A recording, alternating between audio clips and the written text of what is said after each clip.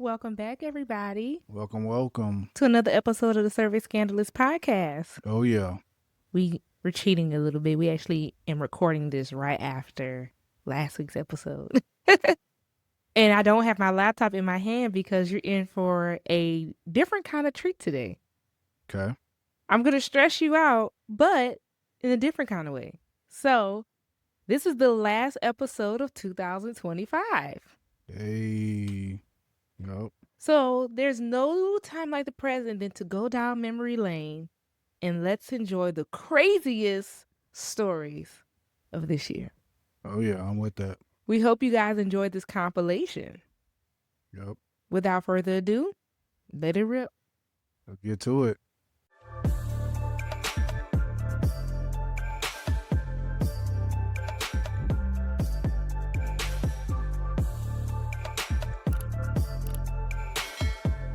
Our very first story up is the time my mom kidnapped our newborn.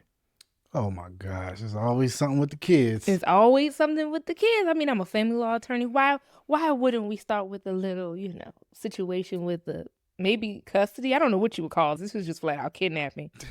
But it is definitely right up my alley. I hear stories about kidnapping all the time. But a newborn? This is new.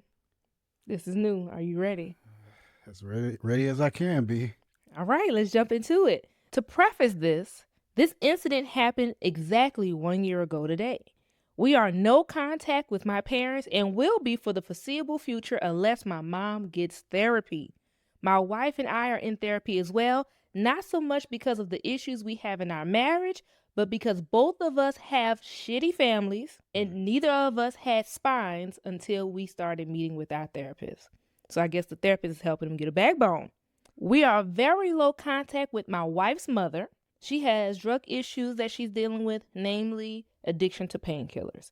So there's no contact at all with his parents and low contact with the wife's mom because she has a substance abuse issue. Wow. Okay, so we jumping out with a little background right out the gate. We appreciate that. They're already going to so they're going to therapy. They're going to therapy because of whatever's going on with their family members. He made it clear that it's not about issues they're having in their marriage, but that it's about their families, and mainly because they didn't have strong spines. They were, Right. spineless. Oh, And the my therapist goodness. is helping them to have a backbone. Wow. Wow. Right? Okay. So I'm sure we're in for a wild ride. Let's get into it. Mm-hmm. Okay, let's start back a year ago in a few days. Wife is due any second with our first child. My mom up to this point has been mostly a little annoying. She has also been patronizing my wife the past 6 years we've been together. We've been married 2 years. I've always had to shut shit down, but I'll admit I should have gone very low contact and even no contact before this. So it seems like the mom's been a problem. Yeah. So the plan was to have both sets of our parents at the hospital after the baby arrived, and my wife and I had a chance to bond. Sounds fair enough. Makes sense. Her parents accepted this easily, but my dad, who is an enabler, he just said okay, but my mom was not okay with it. She demanded she be at the hospital. We told her no, she had to wait. Finally, she said okay, after she saw that we had put our foot down. That's right. So the baby was born. It's a boy. We hadn't found out the gender, so this was a big surprise. Anyway, both sets of parents come. Everything's good. Finally, wife is tired, so I walked my parents out and hers were already gone. My dad went to get the car. I waited by the front door with my mom. While waiting for my dad, my mom turns to me and says that my dad and her are filing for custody of our baby. She claims my wife is on drugs like her mom, and my wife doesn't even drink. She said that she saw how my wife was around the baby and she fears for his safety. I'm stunned. My dad pulls up with the car, she gets in, and they leave. I go back upstairs and my wife sees my face. I really don't want to tell her, but I'm not going to lie to her. She's just as upset as I am, so I text my mom that she is not to contact us and I block her number. My youngest sister is blowing my phone up and I know it's my mom. I get along with my little sister, as does my wife, but as she's a minor, she still lives with my parents. Let's take a pause right there. What? This woman is doing this to these first-time parents right after this child was born. This baby is fresh out. Fresh out. They can't even enjoy. Right, a couple minutes, an hour or so old, and all of a sudden she's just not going to file for custody, and this new mom is just unfit. Something wrong with her. That's what they.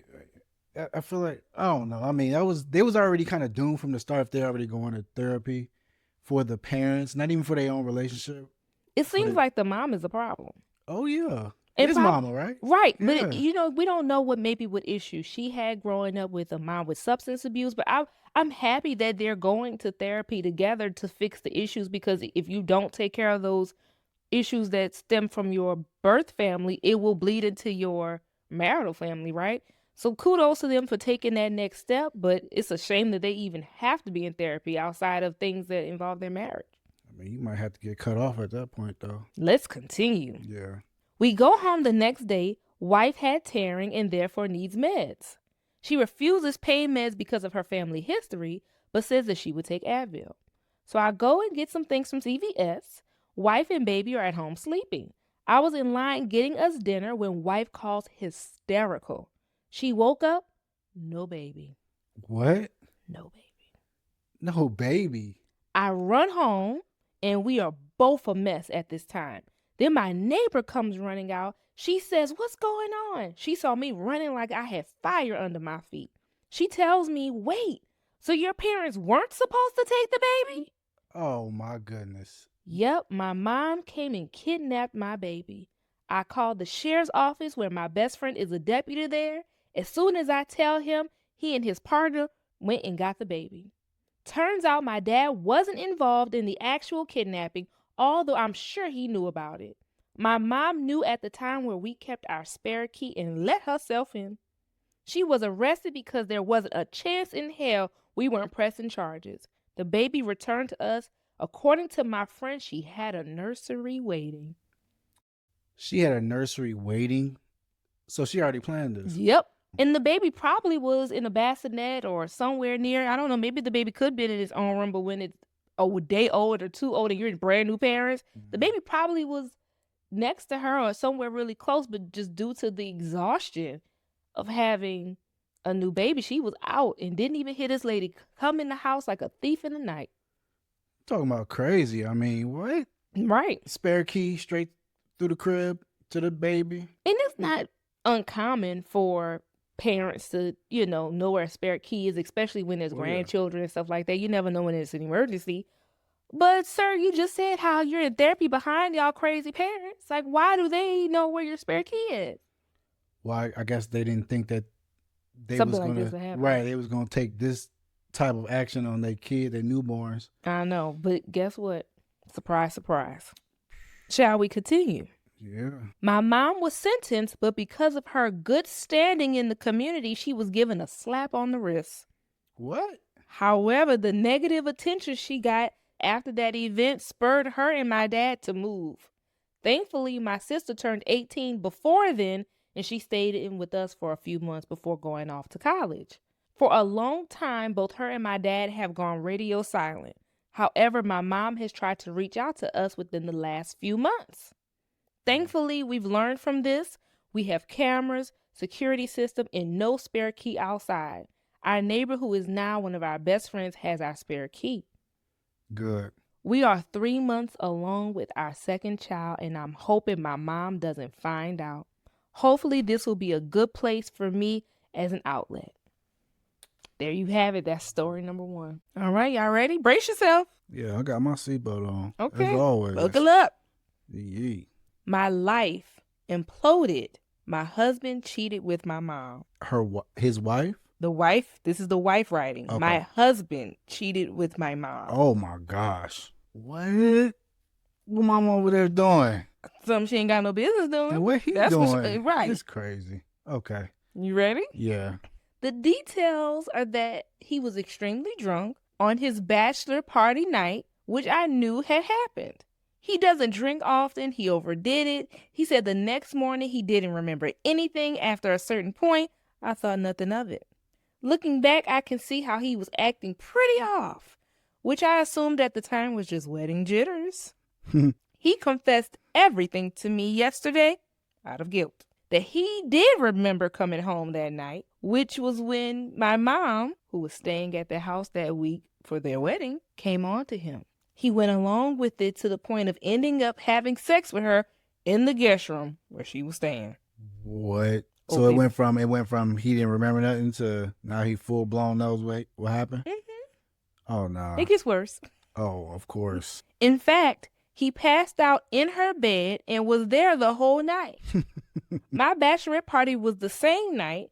I came home around 3 a.m. to see he wasn't in our bed. I texted him assuming he had crashed at a friend's place, like he said he would if things got a little crazy.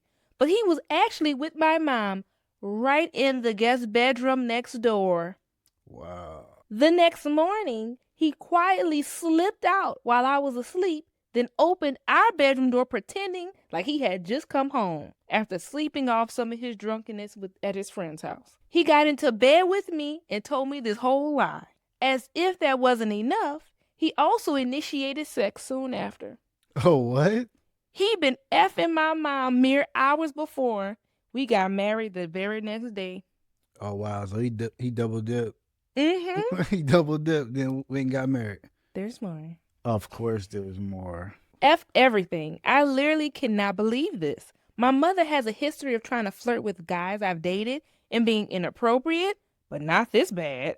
My husband knew all of this. We laughed about it over the years. He assured me that he would never in a million years think my mom was attractive. What the F? Right. I called her up last night and I just said, my husband told me everything.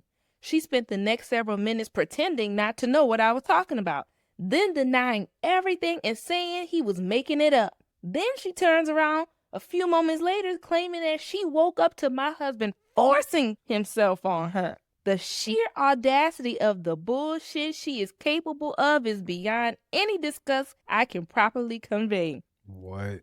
I eventually just ended the call. I could not stop crying.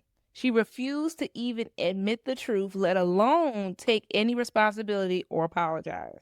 I'm not even worth basic honesty in my own mother's eyes. I'm not even worth a half-ass I'm sorry to her, the person who's supposed to love you no matter what.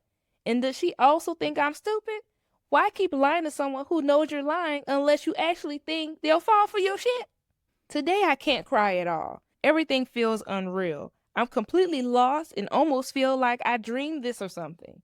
I've lost the two most important people in my life. Well, I hope it was the best 10 minutes of their lives. Right. And sure, my husband didn't come home that night with that planned intention of sleeping with her. He probably didn't. It was just some horrible judgment from over drinking. That doesn't change the fact that he and my mom had sex, though. No one should be able to say that about their spouse. How is that normal? Baby, it ain't normal. I can't imagine remaining in a marriage where my spouse has effed my mom. Literally 2 nights before our wedding. Right. There's simply no coming back from that, right? No, I will never get over this. I will never forgive this. I feel absolutely revolted that for the last 2 years, they've been married 2 years now, he's just now confessing. I'm absolutely revolted that for the last 2 years, they've been at family functions together, acting normal, with me right there, like a stupid effing clueless fool. They haven't done that once either. What? They've been messing around plenty of times after that. I bet. There's more. Of course, there's more.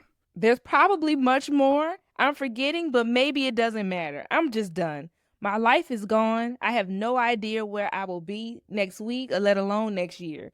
We were going to be together for the rest of our lives. Now it's gone. Just like that. There's nothing. Right. What can I do now? How can I possibly explain to the rest of my family why we're divorcing? I'm so effing humiliated. I bet. That's embarrassing. That's embarrassing. That's disrespectful. It's just nasty. Who's in the wrong more, the husband or the mama? The husband. I disagree. Really? Why? Your mama who birthed you? Okay. Well, I guess, I'm thinking like... Your mama? First of all, not to talk trash about men, but y'all have proclivities to do all kinds of weird, creepy stuff. But still, though. A woman, a mother, you expect more. I don't think we expect the best out of men anymore. Oh my goodness. There's good Y'all men out got a there, bad though. reputation. I I'm can just saying. understand that, but there's good men out there. They are. But as a whole, as a collective, y'all don't have the best reputation. Right. But he about That to marry mama. he about to marry that woman though. Not about to. They've already been married and they've been Well, married 2 years now, and now he's confessing. right, but they did that prior to getting married, right? Yeah. So 2 days before the wedding, 2 nights before. right. So that's why I blamed it on him because clearly loved her. Well, he was supposed to have loved her, So right? was her mama. Yeah, but I mean, I just feel like this, no matter what life may bring, you should always be able to lean on your mama. was the mama single? Did they get a She didn't divorce? say. Not yet. She didn't say yet. I mean, why would you? I mean, I'm just saying, like, why would you, as a fiance, as a husband, or almost to be husband, why would you go around and mess with her mom? Like, you don't care at that Why point. is her mama sleeping with her daughter's fiance? I get that, but to me, yeah, I get that, but to him, like him to go through with that to me is beyond insane. Like, you about to marry, like, why would you bring that into your marriage? Yeah, out of all the people. Out Out of, of all the right, out people of in the all the world. people, and that's why I blame him because I mean, yeah, the mom's you still gonna be the mom at the end of the day, even though that's trifling. This is But beyond trifling. Y'all tell us. I say the mama's worse. yeah, James says he's worse. Let us know. Maybe we'll take a poll. right, exactly. Yeah, y'all let us know because I mean, they both trifling, They both trifling, but we'll take a poll in the comments and we will tally up the votes and let right? you guys know the result. Yeah. But guess what? What's up? There's an update. Oh Lord, okay. What can this update be? Woo! Buckle up. Hmm. My actual update will be brief, but I first want to thoroughly address what you guys said on my first post. I've read every single comment. Of course you did. Most of you were pointing out that it sounded like my husband was too drunk to consent, meaning that she raped him. Okay, that's what she was saying, but let's see. And y'all know what we saying. We not trying to get flagged. You two don't Exactly. think Right. I When I spoke to him again after reading all of your concerns about him being raped, I asked him carefully if he felt that he was taken advantage of due to his drunkenness. He took a long pause. He sighed. He gave me this look that was just full of guilt and sadness and basically said, no, that would be easy. Easy to go with. That would be an easy out, but you deserve the full truth. Mm-hmm. He then proceeded to tell me that before that night, they had been sexting for months. Wow. Yeah. You called it. Yeah. They've been doing that. They've been on that too. Yeah. He had not told me this the first time he confessed. He went on to tell me more, explaining that he left this out because it was the biggest issue was the actual cheating, and he didn't think the other details were important. The actual act of the sex was the most important, and that's why he only told me that fact. He said he didn't want to hurt me with the lead-up details. He said he'd be even more of a coward if he misled me to think that he was raped. So I guess he's not as much of a liar as he could be. Why are we giving this man any credit? Right. I don't know how to feel about that. That's what she said. Anyway, they have been sexting, including exchanging nude photos for months leading up before the wedding. Now, I had known that they text sometimes, but I thought it was just friendly conversations between a future son-in-law and mother-in-law. Oh no, they're having relations.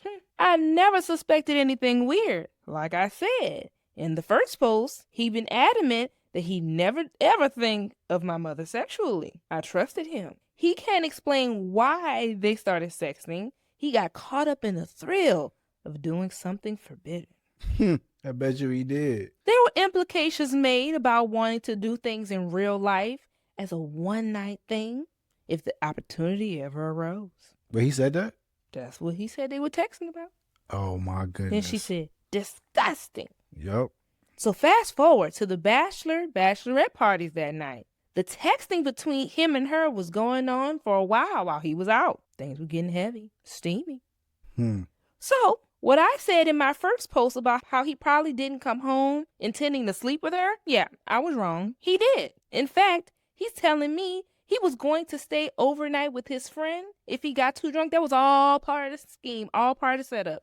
He knew I'd be out very late as well. He had the present sense of mind to arrange a way to leave his party early that night, go home, F my mom, and give me plausible explanation of him appearing in the wee hours of the morning. It was just that important to him to have a full experience of falling asleep after sex with her and waking up next to one another. He reiterated that he had been aware the whole time of what he was doing. He was not as drunk as he claimed to be. Sure wasn't. Talking about he didn't remember that from that night. Oh, they planned this. Yep. So just to be clear, he did get drunk, but not to the point where he blacked out or got wasted or anything of the sort. Exactly. He was capable of controlling his decisions and his body. He doesn't know if she was drunk too or relatively sober. She had mentioned she was drinking when he was out at his party, but he didn't know how much. He said since that night he hadn't texted her at all except about visits and arrangements of such. And he texted her one thing the day after. In that one text, he said that it would never happen again and she'd lose me if I knew, which is correct. So she better not slip up. Mom agreed. He claims everything between them since then has been a normal mother-in-law relationship. Do I believe that? Doesn't matter. He lied for 2 years and then lied by omission the first confession about the months prior of them sexting. During that time, I was bonding with my mother over wedding planning.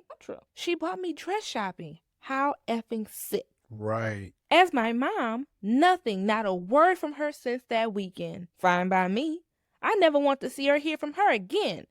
It's almost like she died. I don't have a mother anymore. Some of you asked about my father. He died from health issues in 2010, and my mom has had a revolving door of men when I was a teen, but no real relationship, so I have no stepfather either. I'm also an only child. I have friends and some other family, but just do not have the energy yet to tell them about any of this. I'm proceeding with the divorce, and I have gotten in touch with an attorney. I've kicked him out of the house. I think he's going to his parents for the time being. Not looking forward to the legal battle whatsoever, but there's no possible way to remain married after this shit. To this day, he doesn't know why he did it. I have my own suspicions based on things he said in the past about wishing he had more sexual partners before me because he felt like he missed out on his youth. Maybe that was a clue I wasn't enough for him. I should have listened, but I let him and some friends talk me into believing that I was enough. He also struggles with overuse of porn sometimes. What? Stepmom is his favorite genre. What? He never struck me as anything other than some dumb porn thing. Whatever. I won't be dating for a long, long time because obviously I'm colorblind to red flags. The title of this story is My Fiancé Cost Me a $300,000 Opportunity. I'm already pissed. I'm already pissed for him. Here we go. For the last 6 months, I've been looking to jump to a new job. I got my master's in cybersecurity from an Ivy League school, and I've had multiple job offers that my current employer cannot compete with. My biggest disappointment, however, was being ghosted from what was essentially my dream job, a security auditor job for one of the biggest manufacturers in the business. It would have required me to travel a lot for work, but other than travel, I would work maybe 20 hours a week remotely, and the paycheck was $300,000 more a year than what I'm currently making now. So not $300,000 total, $300,000 more. Life changer. Than what he's making now. Wow. I went through 2 rounds of interviews and I clicked with the managers. Then they ghosted me. I was devastated, but moved on. I am looking to start my next job in next month with another great employer. My fiance hated the idea of getting the original job. I would be gone for weeks, sometimes a month at a time, multiple times a year. I wanted to start a family, and so did she, and she told me she did not want to raise our future children alone, even if that meant she could quit her job and be a stay-at-home mom. She refused to talk about it as well, shaming me for even considering the job when it would put us in a financial situation I could have only dreamed of as a kid. Maybe if we talked about it, we could have found some middle ground, but honestly, maybe this would have been the irreconcilable differences that ended our relationship. This week, I got a call that has resulted in me almost unaliving my fiance. Unaliving. You know what that means. One of the managers at the dream job called me up and said that they were heartbroken when I backed out of the process, but that they had another opening that would not require as much travel. I was so confused and learned that not only was I selected for the third round of interviews, 2 of the 3 senior managers at the company wanted to offer me the job by the third round. Unfortunately, I sent them an email after the second round saying that after discussing it with my fiance, that the traveling was a deal breaker and that I needed to back out. I immediately knew that my fiance went behind my back and sent that email. That job was probably the best thing that could have ever happened to me. Its salary was twice what I would be making at my new job that I'm starting in a month. It was with the biggest manufacturer in the sector, and it could have been a fast-track position to management. I had to excuse myself through tears from the call and had to hang up on the manager in the middle of the conversation. I didn't know how to write this without blood on my hands. My fiance went behind my back and ruined possibly the best opportunity of my career without any possibility of coming to sort of consensus between us. I'm livid beyond any sense of the word. When she came home that day, I saw red.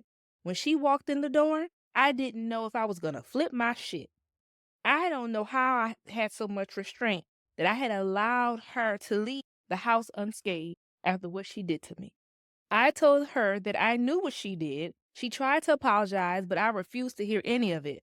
I told her she needed to get out of the house for her own safety. She called and texted me multiple times. I've ignored her, deleted every voicemail and text without even considering hearing her out. I finally answered this morning and didn't get a minute into the conversation before I burst into tears and hung up.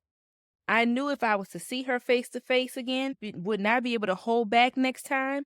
The last few days have put me in the darkest place of my life. I just got done texting her that it is over and we're through.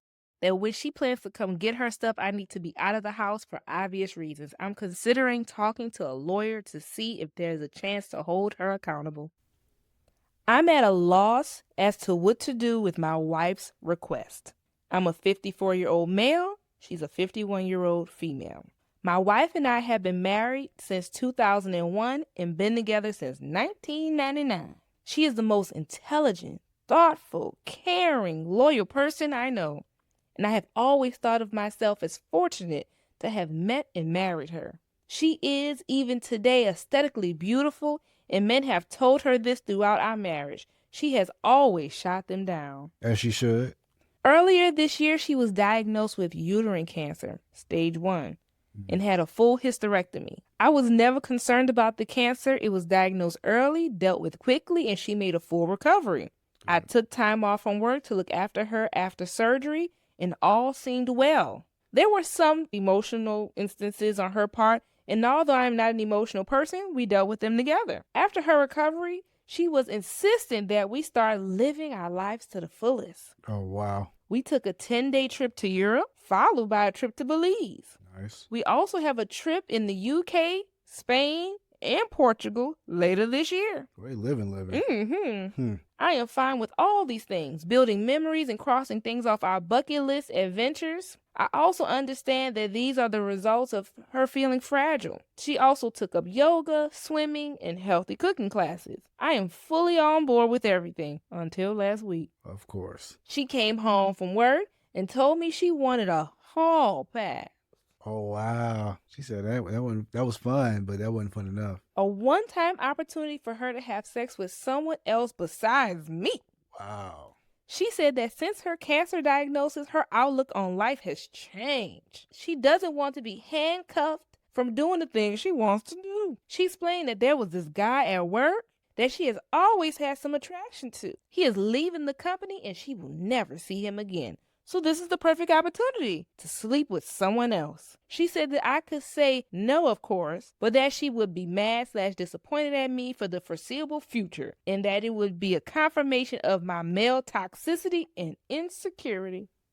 No, what? Why is she even interested in sleeping with old buddy in the first place? She ain't getting satisfied at home. I don't know, But but they've been together since 1999. They too old for this. They are. Oh, but there's more. Of course. I don't consider myself to be toxic. And if not wanting your wife of 20 plus years to have sex with someone else is insecure, then I guess I'm insecure. Right. What? I told her that I appreciate her talking to me about this, but approval via coercion is not approval. I also said that I do not appreciate her language in describing my as of yet unknown reaction to this very large issue that could affect the rest of our lives and our marriage. I got up in the morning and she basically said that she was sorry for putting such a large decision solely on my shoulders and that she was going to help me out by taking the decision away from me. She booked a hotel near where the co-workers were having a sending off party for the guy, and she would spend the night there with him and hoped that I would be here when she got back. You trifling. Yeah, your wife trifling. She's a bad mamma jamma, huh? Yeah. Just as fine as she can be. I bet she fine. All right, let's keep going. I bet you she not. For real. That she would answer any of my questions I have after the night, after it happened, but not before. She will not tell me who he is or anything about him because she knows me too well that I will dwell and obsess over him, and that would make it too real for me, which is pretty accurate. Her point of view is that the less I know, the better, which contradicts her offer to tell me anything I wanted to know after it happened. I think she knows I want to know and ask anything, or she simply will not tell me. A part of me thinks at least she has been honest with me, and she's been through a lot since finding out that she had cancer, so maybe I should just let it happen. Wow. I certainly have no concept of what she has went through, so I cannot dismiss how this affected her mental state / outlook on life. Part of me wants to put my foot down and say this is not going to happen and deal with the consequences when they do happen. Her best friend called me callous for even suggesting that I wouldn't let it happen because I have no idea what she went through. I found it hard to believe that she was okay with the possibility of throwing away 20 plus years of marriage over some guy she has no relationship with outside of work. Your audacity to even bring that to your husband.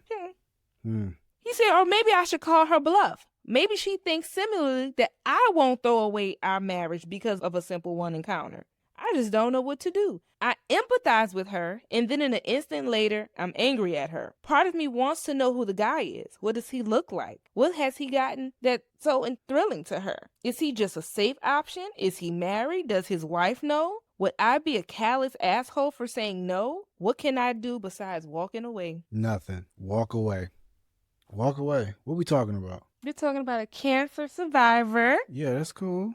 Who wants to get her groove back. Yeah, go ahead and groove on out of here. And she feels like she was knocking on death's door, and she's trying to live her life to the fullest. You can live your life different ways. You ain't got to go creep around with some other dude. That was like completely disrespectful. Oh, your yeah. marriage. Oh, for sure. Yeah. But, I've never been faced with, something so life-threatening. Right. So I sympathize with her in that manner. But at the end of the day, lady, you're married.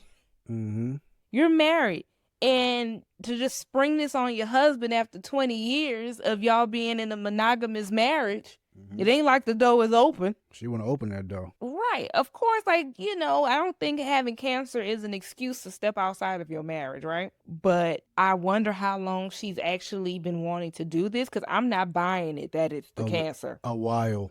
I think she been ready, or right. she been doing it, and now she's trying to maybe crack open the door of maybe this is her way of saying I want an open marriage, and she's just saying, hey, just a one-time thing. Look, I'm coming to you. And if he says yes, then she's going to ask for it again, and then maybe they just have an open marriage. And maybe her near-death experience made her realize she ain't been living her full truth. Right. She's like, baby, you holding me back. She want everything. You holding me back. Right. And she's like, but I'm going to just, lay it on lightly, not too thick. And then when she open this door, I'm going to open another door. And I think that's thick enough. I feel like in her mind, she has a much thicker plan. Oh, and true. I think what she thinks is that she's just like, oh, just one night. But her real, honest, true plan is to open the door to the marriage. Yep. That's crazy. And let everybody on it. Nope, she trifling. I think she got a larger plan. And he needs to walk away. I don't see any other options, to be honest. Yeah. Yeah. There's an update. You ready? Mm-hmm. I received a ton of advice. I do appreciate the people who took the time to offer advice in the comments. It has been an exhausting couple of days. I was hoping that my opposition to her plans would have given her some pause, but unfortunately, that did not happen. I said to her, this is a hard no, and I'm not sure how I feel about you if you go ahead with this. I was met once again with, this is for me. I will be doing this just one time. What can I say to help you deal with this? You'll get over it. Wow. We were meant to be together regardless of the situation. This was her remarks leading up to Saturday. Mhm. She left Saturday to meet her coworkers, but in reality, it was to F this guy. I asked her to text me when she was leaving from the bar, and when she did, I asked her if she was really going to go through with this. Her response was, I'm not answering any more of your questions tonight. I'll see you tomorrow. I blocked my wife. Then I did something either stupid or brilliant. Whoa. I went to the bar. Hey, there you go. Where they was having the get together. That's right. Well, not technically in the bar. I sat on the transit bench across the street. I waited for a long time. It was running through my mind that I just needed to know who the guy was. Maybe to compare myself to him, to see what he had that I didn't. It was driving me crazy, not knowing who he was and what was so special about him that she would ruin our marriage for. After what seemed like an eternity, a woman that I recognized from my wife's office left the bar and got in the cab. Other people started coming out, and then a whole group came out, and people were hugging the man and shaking his hand. I assumed I had my guy. I didn't see my wife and had a brief thought that maybe she called it off. I unblocked her, but there were no messages. Wow. Don't be insecure. I'm sorry. Oh, just wait. Okay. Everyone said their goodbyes and left. Dude was standing outside for a few minutes, and then my wife came out. She looked around, took his hand, and they started walking away together. Wow, that was, oh, buddy. Of all the emotions I went through, trepidation, sadness, anger, the guy was short, fat, and bald. Oh, Lord. All things that I could not compete with, clearly. Ultimately, I felt like a creeper for watching from a distance. I followed until they got to the hotel and then turned around and went home. Oh, wouldn't have been me. I would have been in the bar. I woke up Saturday morning to put a lock on the master bedroom door. I moved all her things to the spare room and left a note asking her to find other accommodations as quickly as possible. That's right. I visited another friend who is a lawyer, and he gave me some sound advice and a couple of recommendations for a divorce attorney, and he made the introductions. My wife had been calling me numerous times since around 11 a.m. or so. I listened to the first couple of voicemails but felt nothing but some satisfaction when she couldn't get through to me, and she was obviously becoming concerned. Oh, now you concerned? I didn't want to go home, but I left in such a hurry I didn't plan for an overnight stay properly. I got home around 9, and per my buddy's advice, I recorded the interaction. I was halfway up the stairs when she came up from the family room asking what was going on. Can we talk? I thought we talked about this. I just answered with, I am not interested in discussing this tonight. And I went to bed and locked the bedroom door behind me. After not getting a response from me through the door, she left me alone. I feel kind of like a child for not talking with her and shutting the door on her, but I just couldn't look at her. Monday, I got up and ready for work.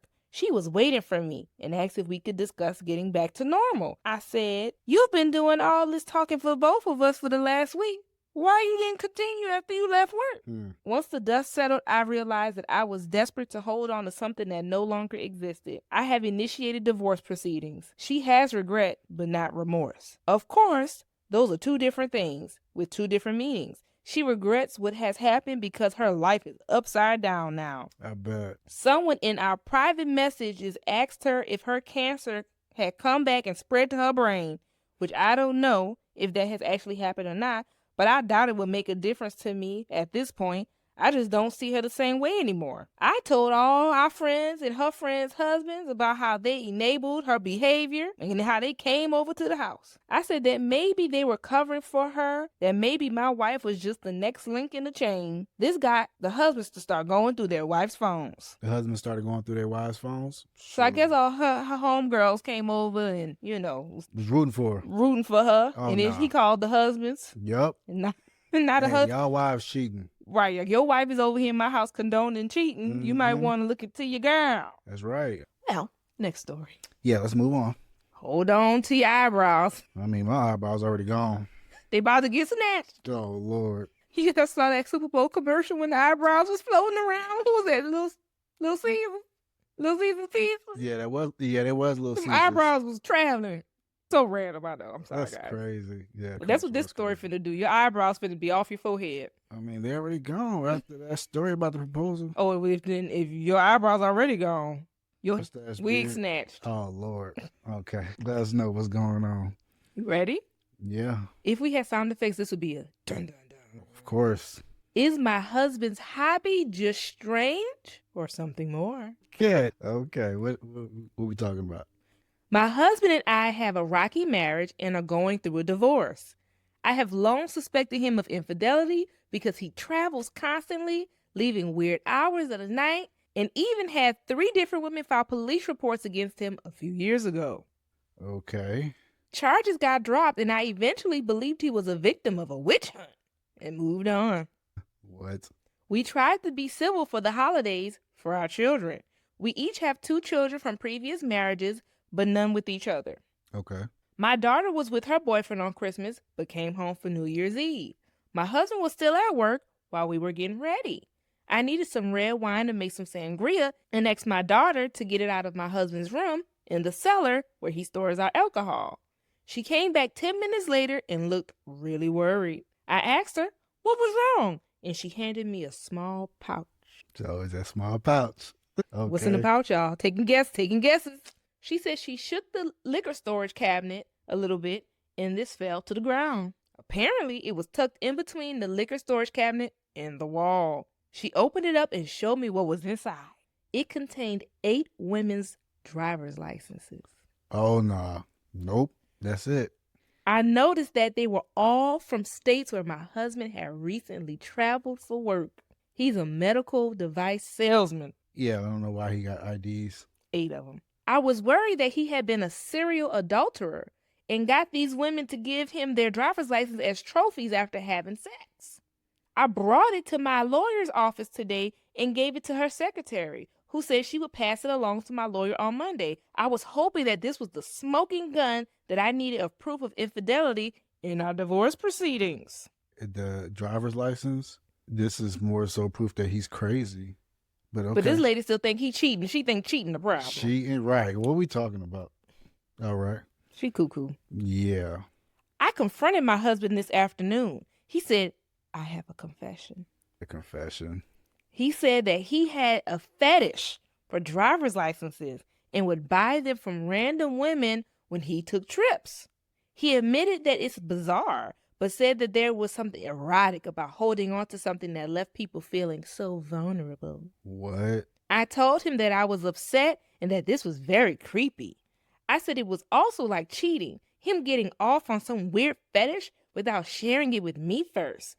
Ma'am, this is not a cheating problem. Goodness gracious. What? He admitted that he should have been more open about something that he was struggling with, but that is completely out of line for me to accuse him of cheating based on this.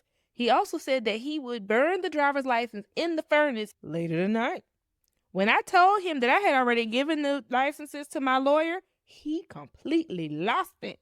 He said that I had no right to steal his personal property and that he could not even be around me. He packed some clothes, got into his car, and took off. Based on what he said and what he packed, I have a feeling he won't be coming back. I'm not sorry he left, since I can't stand him these days. However, partially, I feel like he had a point that I shouldn't have compared his weird fetish to cheating or had given his property away to my lawyer. Please help. Am I the asshole if I call off my engagement because of the comments my fiance made about my late wife? Whoa, that's a tough one. What? I think anyone who speaks ill of the dead might have some problems, but we'll see. Yes, always depends on what they said. Yeah. We'll see. Wow. Ready? Yeah, I'm ready. I'm here. Get your snacks, grab your popcorn. All right. Get your chips. Hey, it's crazy stories. I'm with it though. For some background, I am a 43-year-old male. I have 2 children by my late wife, Kayla. My son named Sam is 21, and my daughter named Liz is 16. All fake names, of course. Kayla passed away when our kids were 15 and 10. I won't give specifics about how she passed, but just know she was struck by a drunk driver when she was headed home from work. Oh, that's terrible. Terrible. Wow. May she rest in peace. Yeah, for sure.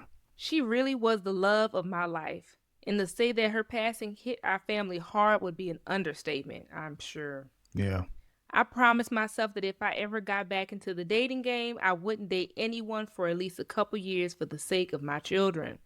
3 years after she passed, I met my now fiance. Let's call her Amanda. Speaking of Amanda, we gotta finish Scamanda. Oh Lord. Y'all ain't watching Scamanda. Scamanda on Hulu. We talk about that later. Yeah, it's a good show. Things went slow. I didn't introduce her to my kids until we had been dating for about a year. Now we've been together for 3 years and we're engaged. Amanda and my kids have always had a good relationship. Neither of my kids are super close to her, but they have always been friendly and welcoming to her. And Amanda has never overstepped any boundaries that my kids have, like trying to replace their mother. Seems fair enough. Right. At the beginning, Amanda and I's relationship, she seemed a bit insecure about the fact that I was a widower. During the first few months of us dating, she would constantly ask things like, if Kayla had never passed, would I still be with her now?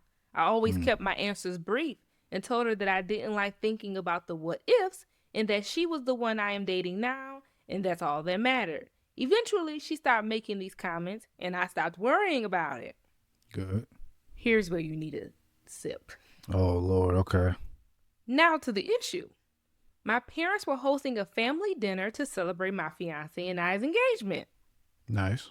At this dinner was my mom and dad, my late wife's sister, her husband, their 2 kids, and my fiance. So one big happy family dinner. It's a party. I love that he still has a relationship with his previous wife's family. Yeah.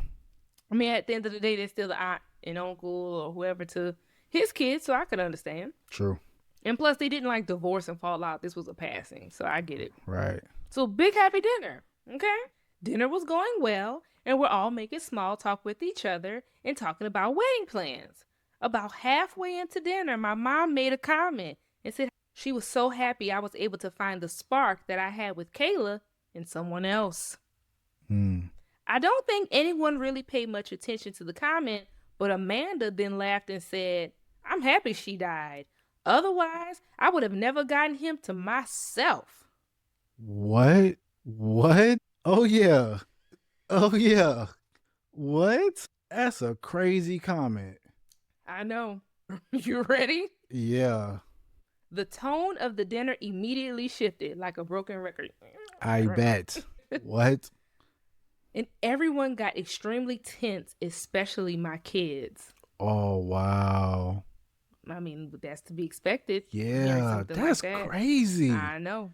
Amanda noticed the shift in the tension and started awkwardly laughing, like she was trying to play it off like her comment was just a joke. I was honestly just frozen, as that was the first time she had ever made a comment like that. My kids looked disgusted, and my daughter got up and walked out to the car. My son waited a bit longer, like he wanted me to say something, but I was still in shock about what Amanda just said. Wow. To make a long story short about the rest of the dinner was kind of ruined.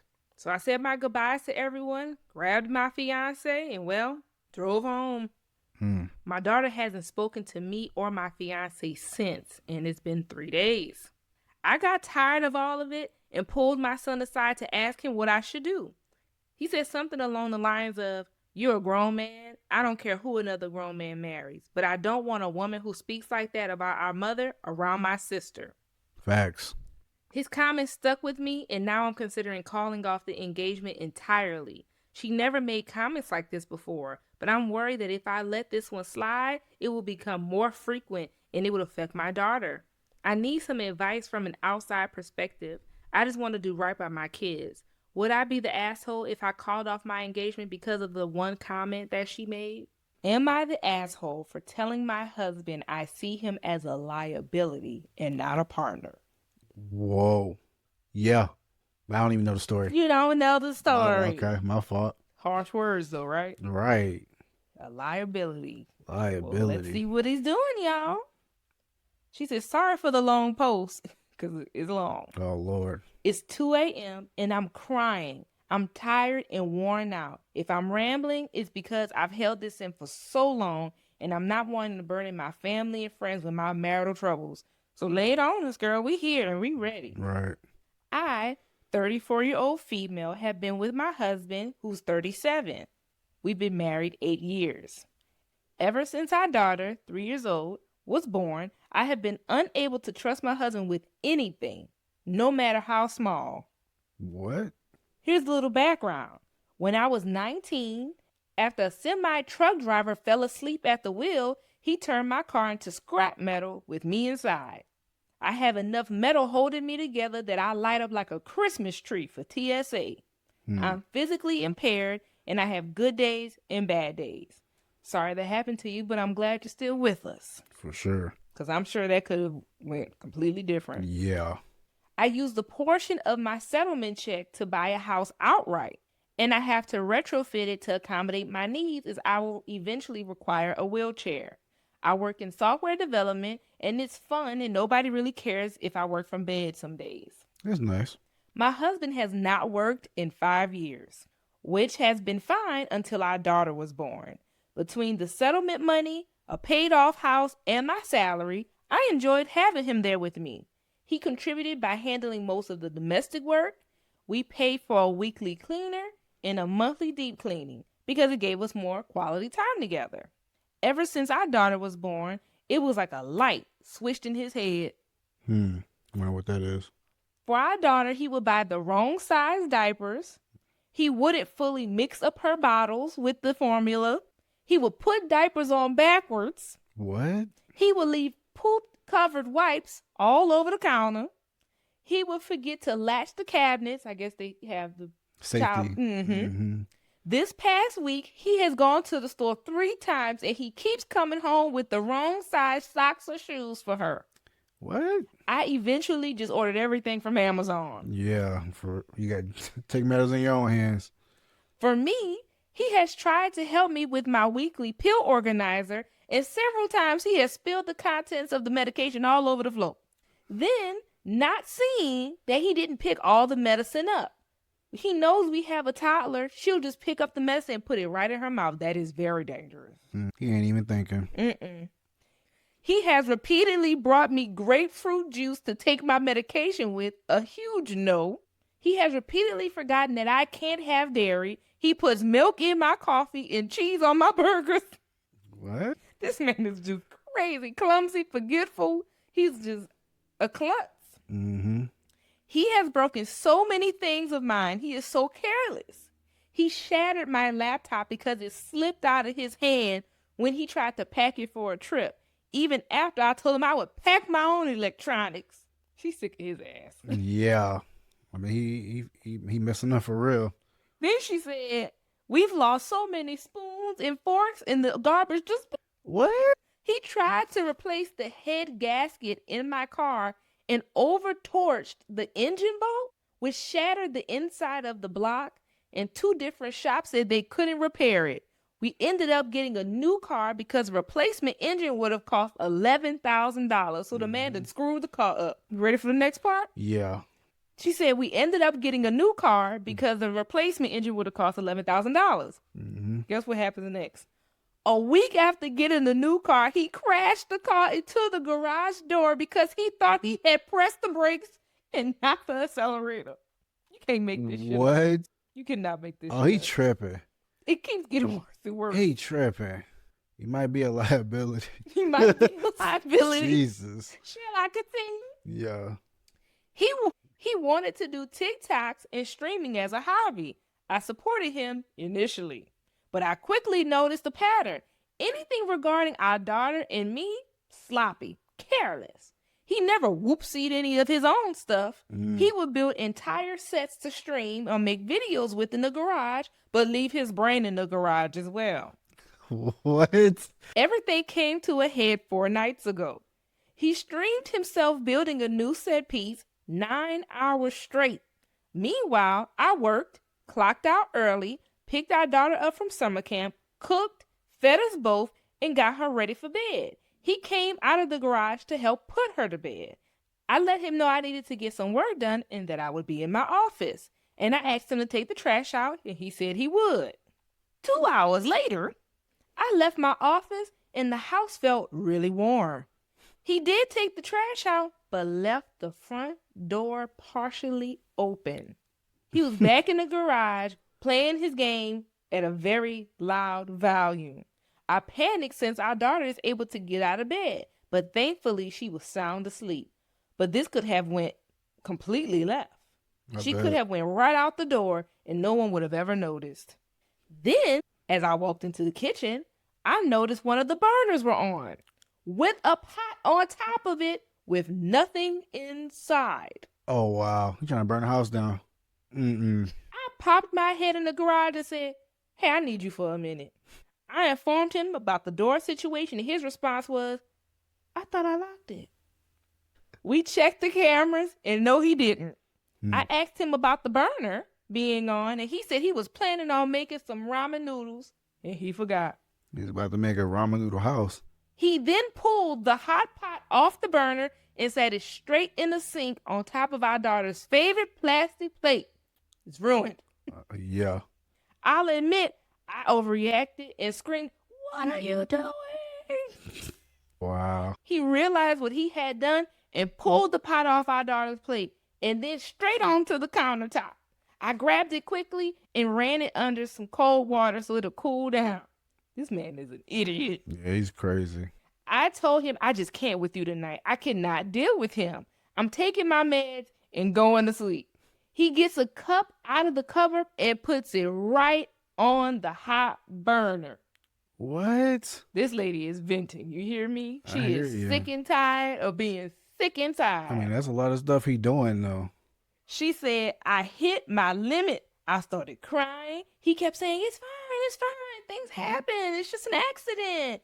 I've had a rough day streaming. I'm just tired. Why are you crying? It's just a cup. We can replace it." Not if that house burnt down. Not if the child walk out the door. Right. The anger then hit, and I said, "It's because I have a liability and not a partner." He said, "What the F does that mean?" I screamed that it's because I can't trust him to do anything, that I'm always having to watch him like a child, always having to bear the cost of his mistakes, that every time I get careless and think I can trust him to be an adult, I'm always the one getting effed over. I then said, "I can't see you as a partner anymore. You're just another liability in my checkbook." Dang. He immediately stormed out of the kitchen and went to bed. I called my mom and told her what happened. She thinks it's just stress and offered to take our daughter for a week so we could figure this out without our daughter seeing it. She says it was an asshole move to call my husband a liability. I agree. But he is one. It sounds like he is one. I mean, but you telling him that. You're the most truthful person I know. Aren't you a truth teller? Yeah, but I wouldn't say that. Like, what? That's hurtful. Yeah. Beyond belief. But Like, he left the front door open. I understand that, but you could have said any other words. But you wanted to say you was a liability in my checkbook. Her child could be gone out the door. Then Oh, what? so that's what she want to say? So she could have said anything. Let's just keep going. All right. In the morning, I told my husband that my mom would pick up our daughter from summer camp and offered to take her for the week. All he said was, "Okay," and that's the only interaction we had since. He spends all day in the garage, playing games with his friends, making TikToks, and streaming. For food, he's been ordering DoorDash and having the person deliver it straight to the garage. It's been days, and he refuses to be in the same room as me. I've tried messaging him to ask him if we can talk or figure out a solution, but he just left me on red. If I pop my head in the garage, he ignores me, but apologizes to his friends and viewers for the interruption. Then he just unmutes his mic once I stop talking. Before I blow up, I've asked, "Is there something going on?" I've tried to gently respond every time he screwed up so our daughter didn't associate mistake with anger. I asked him to schedule a doctor's appointment to see if there was something wrong with him medically. He always said that I was overreacting and that people make mistakes. I didn't see an issue even when the same mistakes kept happening. When I tried to get him to understand that it was concerning just how expensive his mistakes were getting, he would wave it off and say, it's not like we can't afford it. I love him dearly. I just miss the person that I had before we had a child, the one I could trust and rely on. Did I screw up forever? Was I being too harsh on his mistakes? Am I missing something? Am I the asshole? Am I the asshole for kicking my wife out after she punched my mom in the face? What? Oh, dang. Okay. Now, I want to know, what the hell did your mama do? Right. What? Not the wife punching her mother-in-law in the face. Well, your mama did something. So we gonna Clearly. get down to the bottom of what she Yeah. What did. the heck? My situation went from bad to worse in a matter of a week, and I don't know where else to turn. So you turn to the strangers on Reddit? Okay. Sometimes it's good to get opinions from people who don't know and not involved in the situation. I need to know if I was wrong. Possibly a validation thing because life is effing dumb right now. My wife and I have been together for 8 years, and she just gave birth to our first and last baby 2 months ago. Up until my wife got pregnant, my mom loved her. I'm not sure what the F is wrong with my mom or why she switched up, but after my wife got pregnant, my mom started being very clingy to me and started avoiding my wife at all costs. She told anyone who would listen that she was not excited about the pregnancy.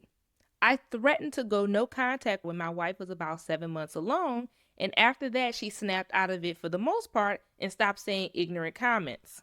Her comments actually 100% stopped, but she was still very clingy to me. Now, a week ago, my mom, my sister's husband, and my sister's daughter, who's 12 years old, came over for dinner.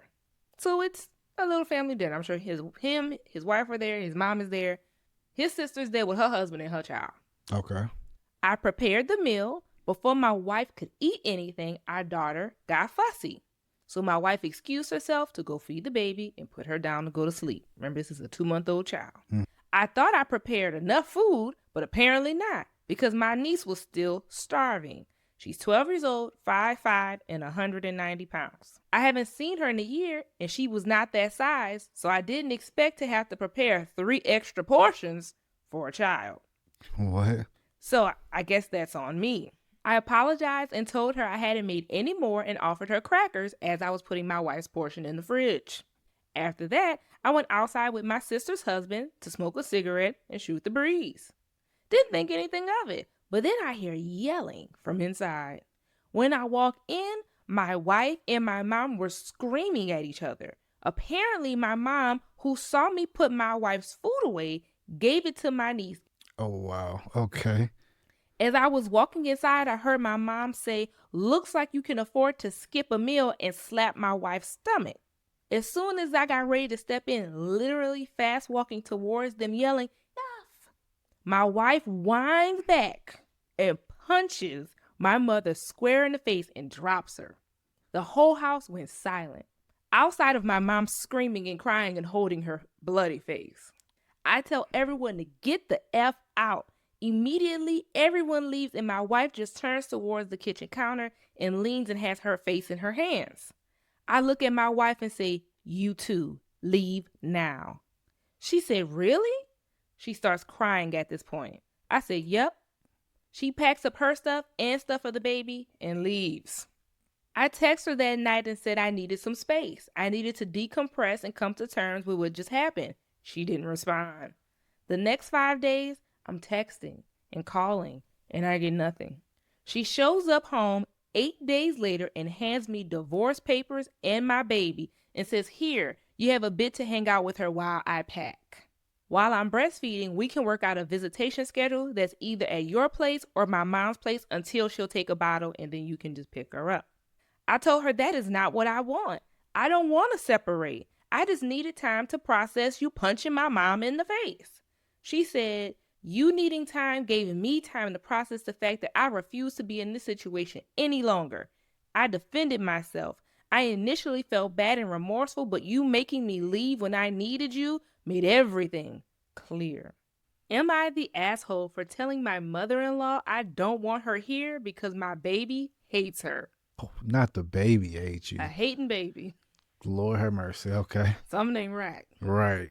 Because we know who are good judge of characters. Babies and pets. Mm. Babies and animals. You can trust them. So why does baby hate her grandma? Let's get down to the bottom of it. Oh Lord. Mom writes in, hello, I'm a 26-year-old female. I've been with my husband since we were 14 years old and we just had a baby 10 months ago. I've always gotten along with my mother-in-law. She's a very, very sweet woman who would literally take the shirt off her back to make sure I am okay. I love this woman tremendously, but for whatever reason, every single time she has come over to see the baby, my daughter screams bloody murder the entire time she's here. She doesn't do this with anyone else. But literally the second my mother-in-law walks through the door and my daughter sees her, she starts screaming, hyperventilating, and is inconsolable. It's literally been like that since she was born. My mother-in-law first visited when she was 4 days old, and that's when it all started. Just Not with 4 her. days old, yeah. 4 days old. We have never been super cautious about having people over to see her because, like I said, she doesn't do this with anyone else. Right. Like some people, she doesn't want touching her, but she doesn't scream and cry. My mother-in-law is just the polar opposite. My mother-in-law has been able to successfully hold her once without screaming, but that was because she was holding her away from her face and my husband was entertaining the baby, keeping her distracted. My mother-in-law comes over at least once a week, and honestly, I've just started to completely feel drained from her coming over. Because I'm not kidding. My daughter screams the entire time, and sometimes my mother-in-law doesn't leave for a couple of hours. Wow. It's not fun for anyone involved. Well, she came over yesterday, and my husband started to get irritated by the fact that our daughter refuses to warm up to his mother because she's a huge part of our lives. So he suggested that she start coming over more often than she already does to basically attempt to force a bond. I personally know that doesn't work. I mean, if that was going to happen right now, it would have happened already. She simply doesn't like my mother-in-law. I thought maybe it was her perfume that my mother-in-law wore, so she stopped wearing perfume. Nothing changed. I told her not to wear her jewelry to see if that helped, but again, nothing. I've even told her to pull her hair up. Maybe my daughter wanted to see more of her face, and that made it worse. I told her to stop baby talking with her, that she has an annoying high-pitched voice when she does her baby talk. Even in her normal voice, my daughter screams. And honestly, I'm exhausted and fed up with trying. I don't think we should try anymore. I think we should let it go and let them form their bond naturally. She will warm up to her eventually on her own. But my husband is basically not okay with that. All because my mom came here last month. My mom lives in the UK and traveling to the US can be kind of hard. Our daughter immediately loved her and didn't even want my mom to put her down. Oh. So my husband felt slighted about this. Now he wants his mom to come over all the time. Well, I usually wouldn't mind when my mother-in-law stops by, but she came unannounced this morning at 8:30 a.m. I had just woken up with the baby who had me up all night, cranky. She was teething, and I only got about 3 hours of sleep. She comes in and says that my husband told her to come over and hang out for the day. She said she cleared her entire schedule to be there. I was just kind of shocked. I just kind of shook my head and said, I don't really want to deal with the screaming baby all day long. I wish you guys had run this by me. You know I love having you here, but this whole let's force this bond, this BS is really driving me crazy. You guys should have asked me. She looked hurt and said, and I quote, "It's okay, sweetie. I can go." And she left a few minutes later.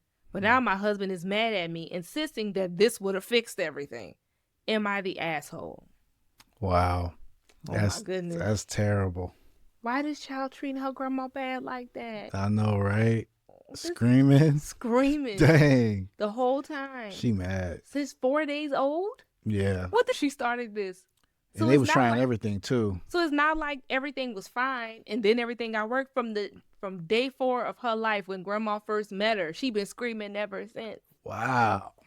That gotta be tough. Of course that's tough because that's supposed to be such a special bond, and Mm-hmm. I don't know Wow. why she hates you. And the husband too is, I know he mad. Yeah, because that's his mama. I'm sure he want his mama to have a good relationship. With the kid. And it's not like the mother-in-law has an issue, like, that she said she loves her. And just by her response when she was like, it's okay, sweetie, I'll go. Like, she seems like such a Wow. sweet little lady. Yeah, that's terrible. Blame the baby. I mean, it is the baby. She The don't baby like. the baby don't like you. Dang. I don't I know. don't either. I'm kind of speechless That on baby that. has spoken. We have to remember that no matter the age, baby, toddler, child, teenager, they are still their own person. True. And they are humans and they deserve respect no matter the age. And she is making it known that she don't want this lady around. And we need to respect her feelings. That's it. Because if I was crying Right. and said I didn't want somebody around, you would honor my wishes. Yeah. But why are we going to treat this baby like she don't know what she wants? She clearly know what she want. It's the same person every time. She's like, you consistent. told that lady to change her hair. You don't think I know who that is? Wow. You told that lady not to wear her perfume. You don't think I know. You think I'm a fool. Exactly. Every time the lady walk in the room, get to hollering and screaming. 4 days old. She ain't seen it for the grandma since she was 4 days old. Jeez.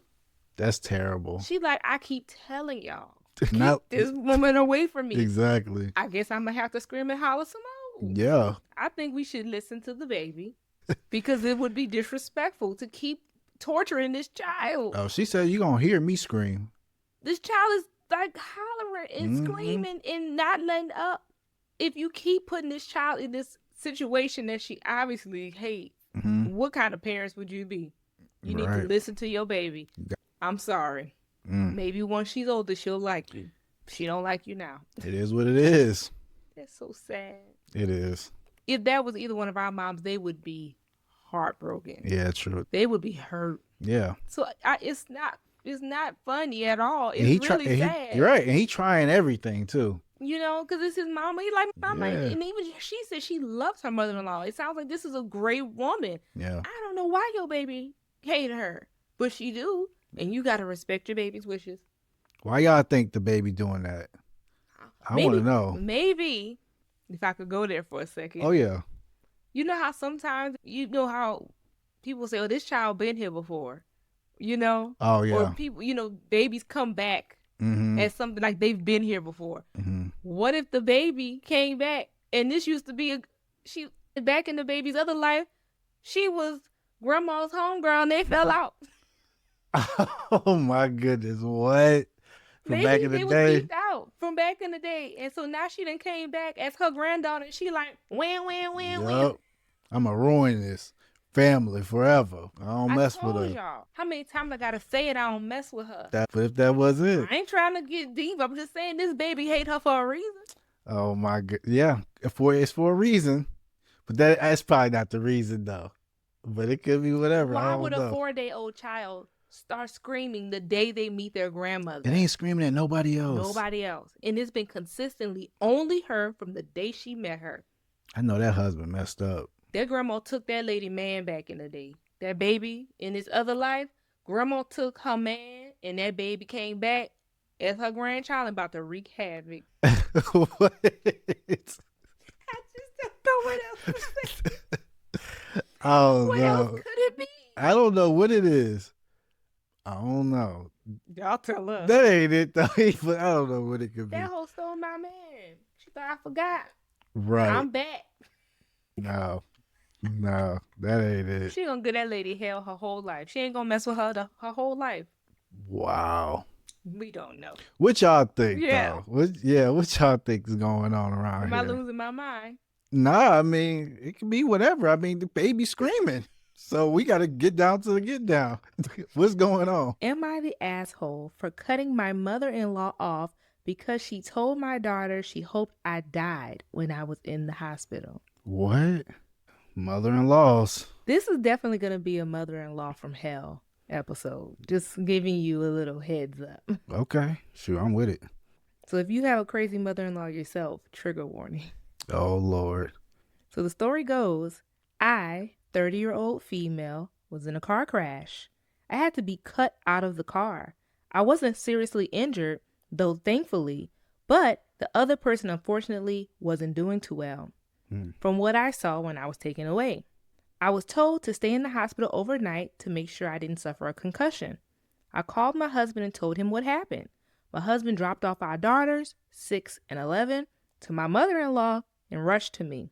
The next morning, my husband brought our daughters while I was waiting to be discharged. Upon seeing my 6-year-old, she burst into tears, saying that she did not want me to die. I comforted her and said I'm not dying and that I was very lucky. She said that Granny said she hoped that I had died so that they can come live with her. What? Not the granny. Me and my husband were shocked. We looked at our 11-year-old and she confirmed that she heard grandmother say that. Oh, wow. My husband said that he was going to go call his mom. When he came back in the room, he looked furious. But he didn't say anything until we got home and said that his mother denied it, but he kept pushing and she ended up admitting it. Oh, wow. But she said she didn't mean anything by it. Why you say it? I thought me and her were really close, but I guess not. Right. I am incredibly hurt that she wanted that, and I said I wanted to go no contact with her between me and my daughters. I told my husband that he can have a relationship with her, but that I did not want her around me or the girls. My husband said that he supports me, and then he called his mother and told her what I said. She didn't take it well. She came to our house crying and saying it was all a misunderstanding, and she didn't mean it, and that we were taking it the wrong way. My husband asked, what did she mean by it then? She just got hysterical and started crying and saying she always wanted daughters, but my husband was the only child due to her not being able to have any more after him, and that the girls are more like daughters than granddaughters, and she wasn't even thinking properly when she said that to our 6-year-old. She just got all worked up that my husband had to take her home. When he got back, he said he didn't know she felt like that and asked did I still want to cut her off. I said yes. He said okay and didn't argue. But it's been a week now and he's still very quiet. He hasn't said much about what has happened, and now I'm starting to feel guilty and wondering if I did take it the wrong way. Am I the asshole? Am I the asshole for ignoring my wife for throwing away my late wife's videotapes? That's always crazy. I am writing this because I don't know what to do. I have a daughter with my late wife. My daughter's name is Eleanor. That's a great name. That's my grandmother's name. Oh, yeah. My daughter's birthday is coming up in 2 weeks. She's turning 18. A little background. Me and my late wife, Chloe, have been dating since college. We got older and ended up getting married. After our wedding, she shared news to me that she was pregnant, and I was excited that we were expecting our first child. Since it was our first child, we brought a video camera and made little tapes and snippets of the whole pregnancy. We made a promise to only show Eleanor the tapes on her 18th birthday. Fast forward 2 years after giving birth, Chloe passed away. Oh, wow. Due to a drunk driver crashing into her car as she was coming home from her mother's house. That's terrible. It is terrible. I was devastated of her passing and went into a deep depression and having to raise a 2-year-old daughter all by myself. My friends tried to get me out again and to start back dating, but every time I did, I felt like I was betraying Chloe. Years later, when Eleanor turned 13, I met Wendy. I have a feeling I'm not going to like Wendy. Oh, really? Mm-hmm. It be like that. Just from the title. True. We met at a gathering for my sister's birthday and we instantly hit it off. She didn't mind that I had a daughter because she had 2 kids of her own and had just went through a divorce.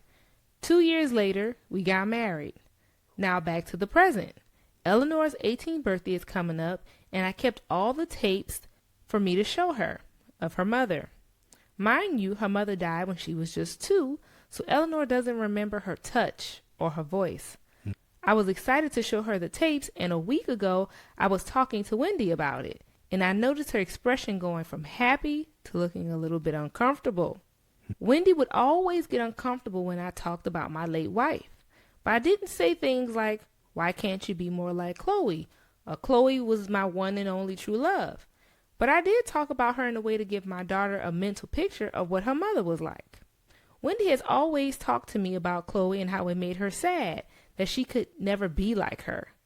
Chloe was a model that started working in her fashion career, and don't get me wrong, she was a really beautiful woman, while Wendy had 2 kids in college and not in the best shape, and that's in her words. I love both women as they are. I've never had a preference, but I feel like Wendy is gaining some jealousy towards Chloe. I told Wendy that I love her just as she is, and she broke down crying. Oh, wow. The next day, Wendy apologized for the way she acted last night. I told her it was okay and it's good that she felt comfortable to share her feelings. And I gave her a tight hug and a kiss on the forehead.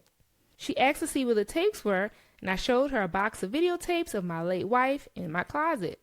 Things were going fine until yesterday morning. I was looking for the tapes because I wanted to put them in a prettier box for my daughter. And when I went to go find them, the box wasn't in my closet. Uh-oh.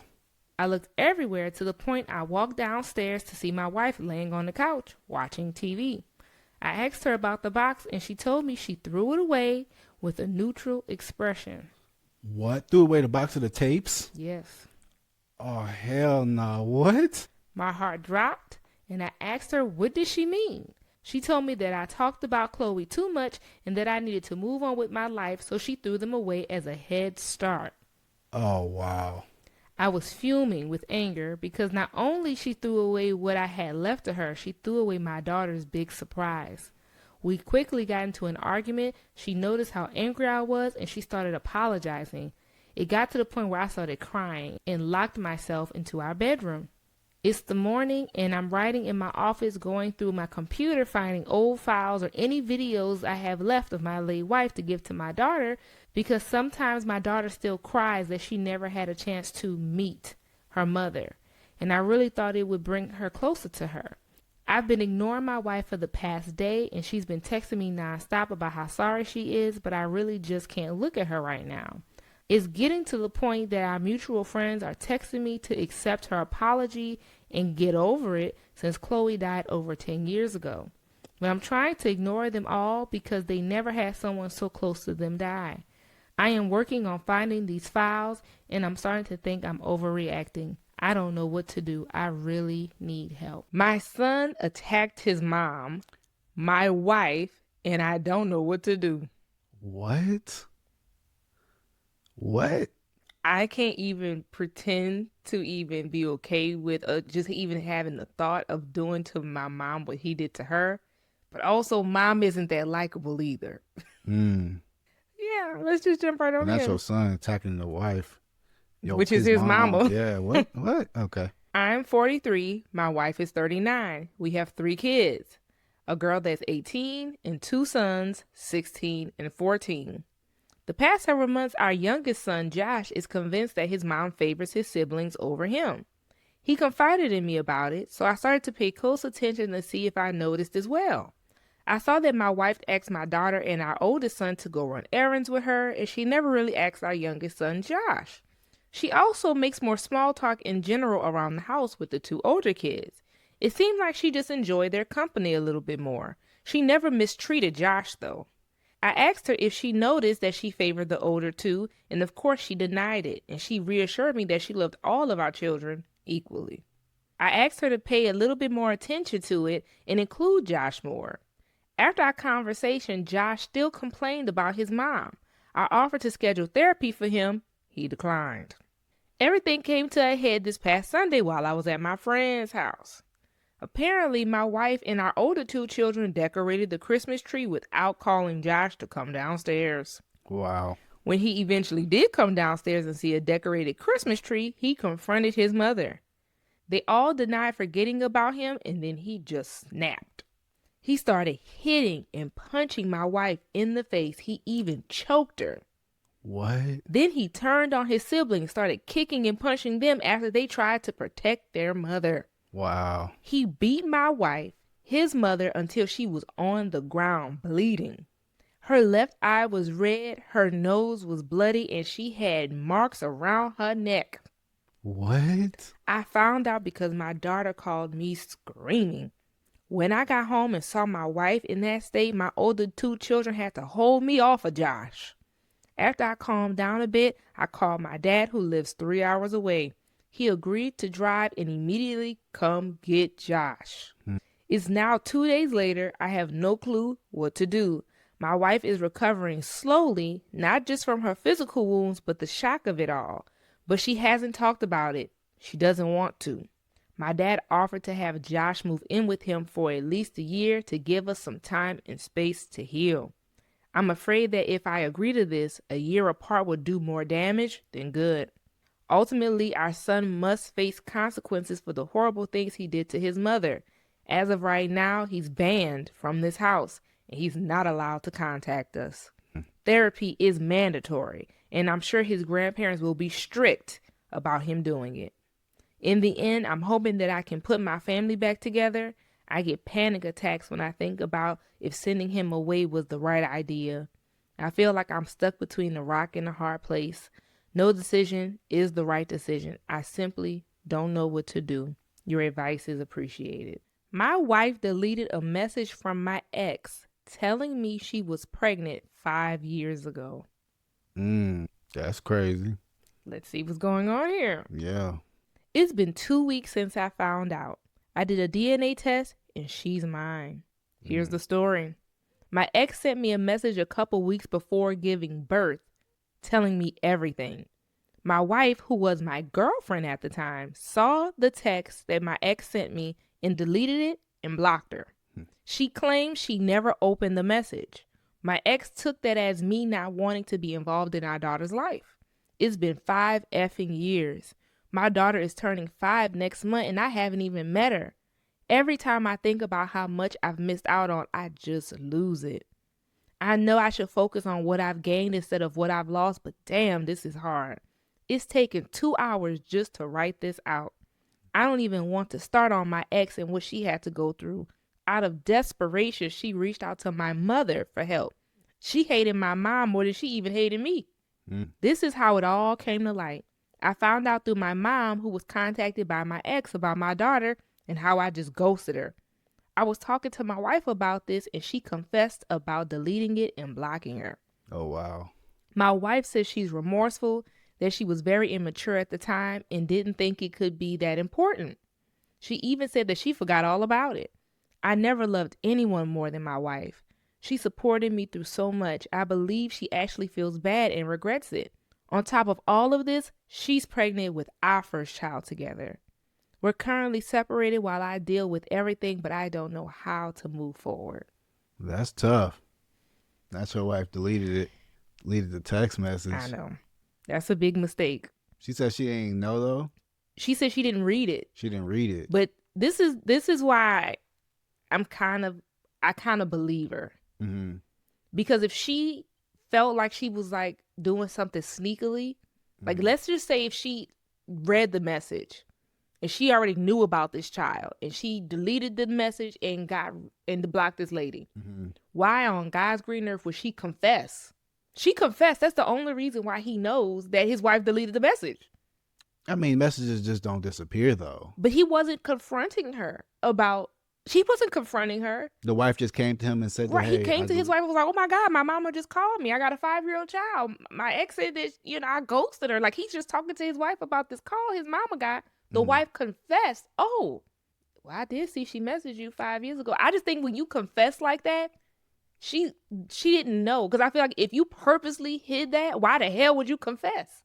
People confess now. I don't think. I think she didn't. I think she didn't look at it. I don't know how this message might have came about. I don't know if she went through his phone. I don't know if the message came on Facebook and she just walked past his computer and saw the notification. I know I'm somebody who like does a lot of like self-preservation. Like I will preserve my feelings first, right?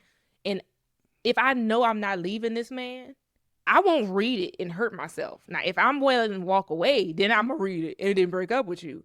But if I know I'm not leaving you, I'm not going to intentionally hurt myself. If I walk past the computer and I saw a notification from that hoochie, I'm not even opening it if I'm not leaving you. I'm going to just delete, block. But I'm going to play devil's advocate, though, because she could have seen that message. She could have. And was just like, you know what? But that means she would have known about this child all along. Yes. Then why the hell would she confess?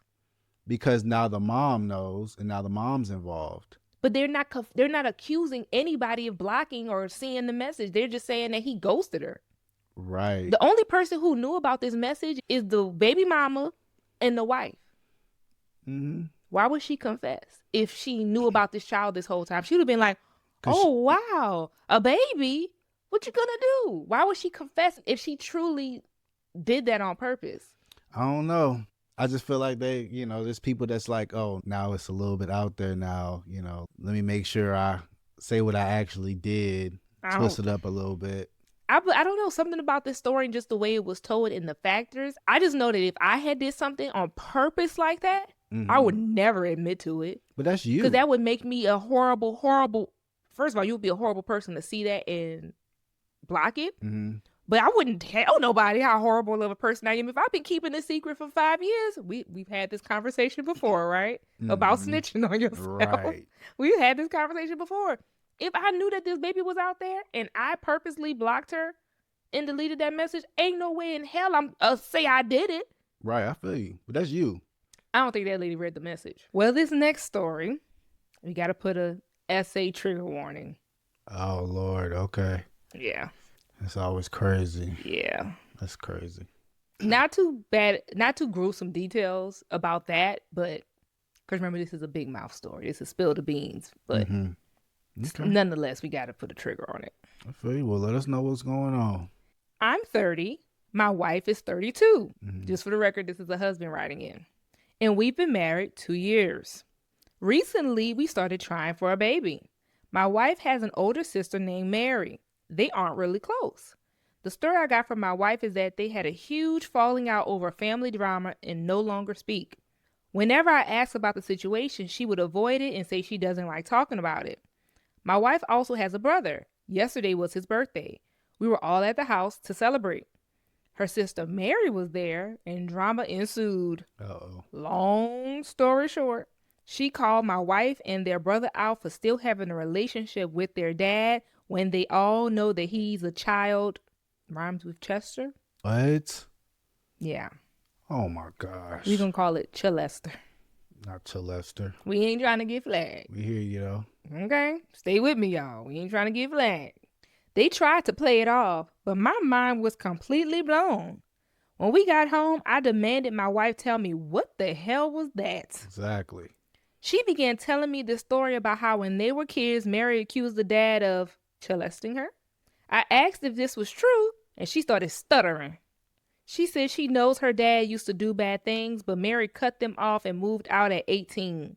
I asked her flat out if she was admitting that she knew her dad was molesting Mary, his own daughter. Her response was, he doesn't do it anymore. He was just in a really bad space, and he's apologized to Mary. There's nothing else that can be done. What? I was appalled. She trifling. We're all appalled, sir. Yeah. We right with you. I feel horrible for Mary. I could have never imagined that this was the reason for the estranged relationship. I asked her, did she plan on having that man around our children in the future? And she started shouting, saying that I'm judging him off of a mistake from over 20 years ago, and that he's going to be our child's grandfather if I like it or not. What? And he's going to be in their life. What? I told her I think we need to hold off on trying to have a baby. She got extremely angry at me, but I honestly don't know what she expects from me. This is a huge deal that she's minimizing. Am I the asshole? What? No. Sir, this is what I got to say about your wife. Red flag. So guess what? What's up? There's an update. Okay. Embrace yourself. Oh my gosh, really? Yes. Okay. What they talking about? Here we go. A few days after my original post, I sat my wife down and told her how I felt. I told her I am not okay with what her and her family did to Mary. They knew that their dad had done this to her, but still chose to take his side and make Mary look crazy. I told her I'm also not okay with her brushing her father's crimes under the rug. Right. Somebody had to say it. I'm glad he's saying it. He should be somewhere in prison. For real, for real. She was quiet and didn't say anything. She didn't try to defend herself or her family. She was just staring at me in a very chilling way, almost like she was indifferent to whatever I had to say and just wanted the conversation to be over. What? I told her I needed time to myself and I would leave to think about what I wanted to do. Suddenly, she started paying attention. She seemed shocked and panicked. She started begging me not to leave, saying that it will all blow over in a few days and we can get back to how we truly usually are. She said all families have skeletons in the closet, and this can't define our marriage. That's not what we talk about when we talk about skeletons in the closet. I said no, and I left the house for a few days. I ignored all her calls and calls from her family. I reached out to Mary on Facebook. Mary, come forward. It's time to hear from you. I wrote her a lengthy message about how I had no idea all of what she'd been through and that I'm so sorry of how her family treated her. I told her to reach out to me if she ever needs anything. She got back to me and asked if I could meet for coffee. We met up the day after. At first, it was small talk, but then she asked if I would be okay if she told me her version of the events. Please do. Right. I said, of course I would, and she spoke to me about it. Everything her dad did and how her family treated her after she told them. I felt physically sick. She even told me stories about how my wife told her friends that Mary had a mental condition that causes hallucinations, just in case Mary started rumors about the family, that this would be why she was mentally ill. Wow. A lot of people still believe Mary has a mental condition because of my wife. I knew after that talk that I had to end things with my wife. I went over to our house and told her I want a divorce. I told her I cannot stand the thought of being her husband and a part of their disgusting family. All she did was cry and ask all of this for her? I knew right then and there that she hadn't changed. She was still the same person that did all those horrible things to Mary, and she was still doing them. We're still not officially divorced, but we haven't been together ever since, and we are going through the process. It's just taking longer than I initially thought to finalize everything. Mary and I became friends. I invited her to a birthday dinner my family was hosting for me, and she hit it off with my cousin. Oh, wow. He's crazy about her, and she seems really happy with him too. He keeps asking me if it would be too early to propose, and I told him don't scare her off. Oh, my gosh. But they have a really wholesome relationship, and I'm really happy for them. As for me, I'm just surviving. Divorces are tough, and I know I made the right choice. Thank you to everyone that responded and gave me advice. I really appreciate it. Let's get it started. Okay. My husband is cheating with my best friend. Oh, my gosh. Okay. Best friends. Here we go. Yeah. I'm not sure where to begin, so I'll jump right on in. I started dating my husband when I was 19 and he was 22. That's a decent age gap. That's cool, yeah. We've been married 6 years. We have 2 kids, and I'm pregnant with our third. 2 years ago, my dad was diagnosed with stage 3 colon cancer.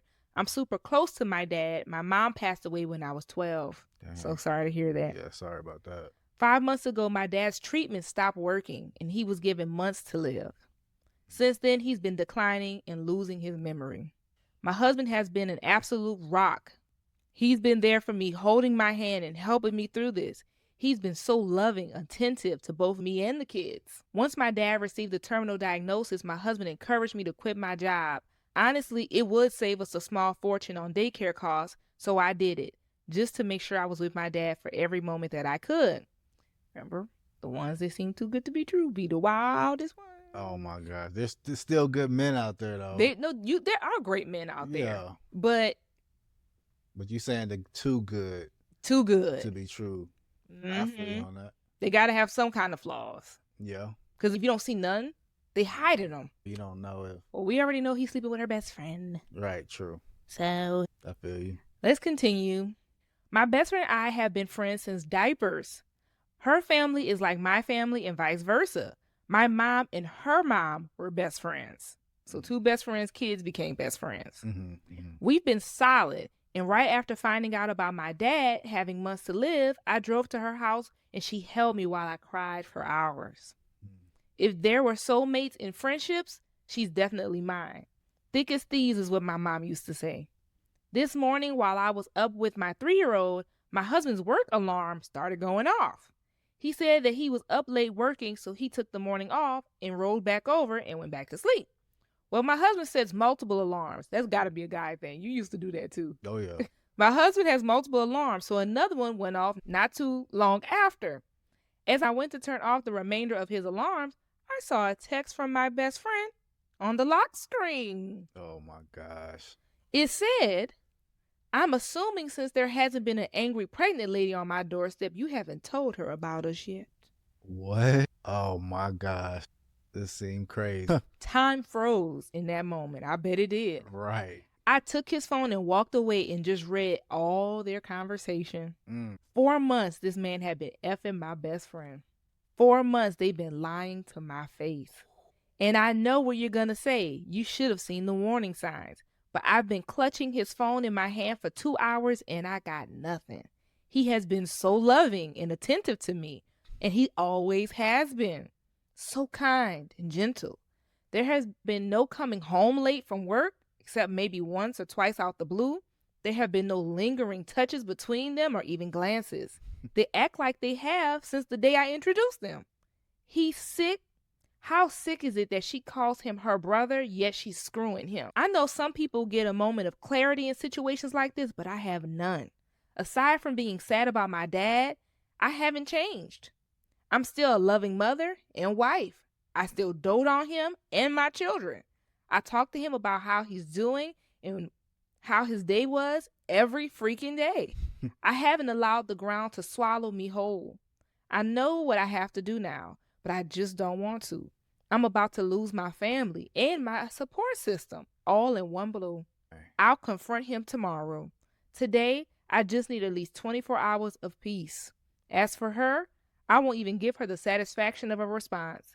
I don't care why she did it. She did it and it's done. I was always the friend who cleaned up her messes. After today, I will cut her out of my life like she never mattered at all. This is the hardest storm I've ever weathered, but damn, I know I'll get through it. If not for me, for my children. Wow. That's a lot. Not with the best friend. She pregnant. Yeah. Her father is dying. Jesus. She's already lost her mother. Mm-hmm. Yeah, he trifling for that. Jesus. And not her texting. What's she about to do? She about to pull up? She said, she said, I ain't got an angry pregnant lady at my door. You ain't told her yet? I guess the husband told the best friend, I'm going to tell her about us. I'm going to tell her. Mm-hmm. So I guess the best friend been on guard. And she being normal. What's up? What happened to you telling her? Right. It's a special place in hell for the both of them. I feel you on that. Well, y'all already know that's an update. Right. Oh, my gosh. Y'all already know there's an update.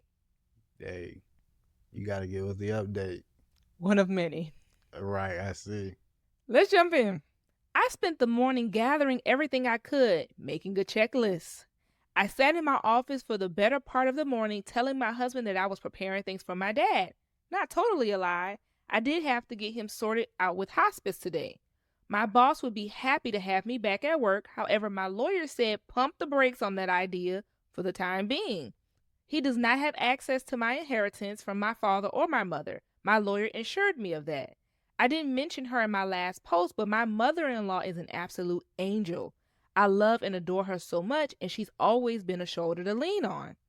After he had gone to work for the afternoon, I asked my now ex-best friend's mom and my mother-in-law to meet me at my dad's house. So she told the best friend mama and her mother-in-law, meet me at the daddy house. Wow. Yeah, tell them together. What? I love this plan. Get they mamas over here. I feel it. Come on, mamas. Oh, my Let me show you about the children you raised. I love it. Let's get down to business. Oh, my gosh. My kids were outside playing, and I just handed over the screenshots, saving them from the unsavory pictures and sex tapes, though. I only showed them the text, not the photos and the sex tape. Right. So they filming it. They wildin'. They out there. Saving memories for later. Yeah, that's right. You show they mama. Show both of they mama. Oh, my gosh. Not the mamas. I love it. I feel you. I love this plan. To say they were furious is a understatement. And they are on my side completely. My best friend's mom is ready to cut off her daughter completely. She kept repeating how sorry she was. She hugged me and we cried together. My mother-in-law told me she couldn't believe she raised a spineless, terrible human being. Jesus. That no matter what happens, I will always have her, and she's concerned for my well-being. She doesn't have a son anymore. She says she only has a daughter. They cutting their kids off. Wow. But yeah, I don't know about I all don't know. that. Yeah, I guess though. Because my mama ain't never. Right. I'm her child. Right. I don't think My mama ain't gonna turn her back on me. Yeah, mine neither. Mine neither. I could be the worst of the worst. My mom would be like, "That's my baby. That's mine. Right, wrong, and indifferent. That's mine right there." I feel you with that. Well, I don't know about them cutting their kids off. Different mamas out there though. And I get that they're in the wrong. Right. But This my ain't cut mama off gonna get me together, but she ain't never gonna cut herself out of my life. Right. I feel you. Yeah. Jeez. But I love that she has the support because she don't have her mama. Yeah. You know? So Yeah. she ain't got her best friend no more. So I'm Right. glad she do have The support of the support. their moms, yeah. But they could have supported her, but without saying I'm cutting my child off. But that's what they decided to do. Hey, do them. Shall we continue? Yeah. After an in-person meeting with my lawyer, we went over finances, logistics, and everything you could think of.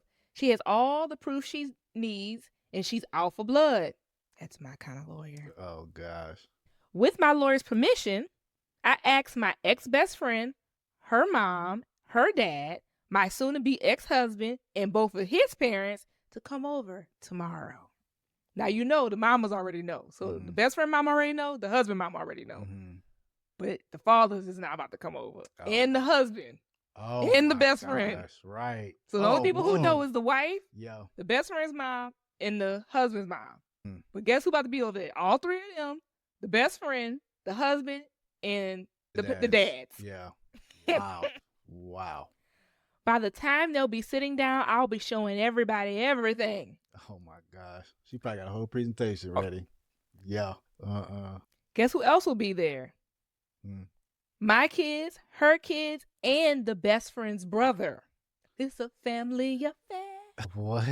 It's a family affair. Yeah, she about to drop a whole bomb. That's about to be crazy. I know a lot of people were hoping for me to get revenge and do psychological warfare, but honestly, after my kids went to bed, I took a shower and just broke. I don't have the strength or energy to dish anything out. I just want out. Pretending like everything has been okay has been exhausting, I bet. Because she keeping up like her and her husband fine and her and the best friend fine. Once it all comes out tomorrow, I will update you with the aftermath, and I'm sure it's going to be huge. As for now, thank you so much for your kindness, warmth, and support. Truly, your words have helped give me the strength to keep my head above water. I appreciate every single last one of you for everything. Wow. I ain't gonna hold you. You already know we got another update. I told you this is the story that keeps on giving. Jesus. We have another update. I stalked my husband for 2 years before he noticed me. Oh, wow. Hey. Would you be mad if I stalked you? No, it'd be fine. I'm just a little stalker. Oh, my goodness. It's all good. I don't know. I wouldn't be tripping. If I knew afterwards. If I found you stalking me, though, in the midst of you stalking me, that'd be a little creepy. But if you told me afterwards, I'd be like, oh, okay, that's cool. What, you was stalking me? No, I didn't. I did not stalk you. I'm just playing. However, before we were even girlfriend and boyfriend, like we were just in the talking stage. Y'all know the college talking stage. I had already told my friends I was gonna marry you. Oh my gosh. Do you remember when Brittany outed me? Remember when you asked me to be your girlfriend, and then Brittany was like, "Lauren said you was gonna be her man." Oh, Lauren yeah. been called it. Oh my gosh. I told him after we met, I was like, "That's my husband.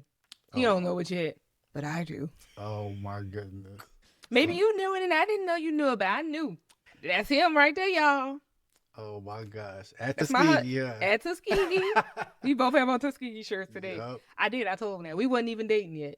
Like, we Oh, wasn't my goodness. exclusive. Well, let's jump into this story. Okay. I'm 24. My husband is 28. We got married a year ago. The first time I saw him, I was a freshman in high school and he was a freshman in college. He was walking his dog when he stopped to talk to my brother. They happened to go to the same high school together. It was love at first sight for me. That same day, I found his Instagram, his family social media, and also where they lived. Oh, not where they lived.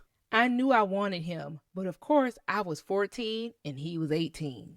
So I had to come up with a plan. Oh A lady no. with a plan. Oh goodness. I found out his younger brother attended my high school, so I sought out to befriend his brother by any means. Wow. It took some patience, but halfway through my junior year, we finally became best friends, and he invited me over to his house on the regular to hang out. This is where I was able to befriend his mother as well. She loved bragging about him, so I found out which college he was at, his past girlfriends, where he went to elementary school, middle school, what he loves to eat, what he hates, his pet peeves, etc., etc. Eventually, my visits started getting more and more frequent.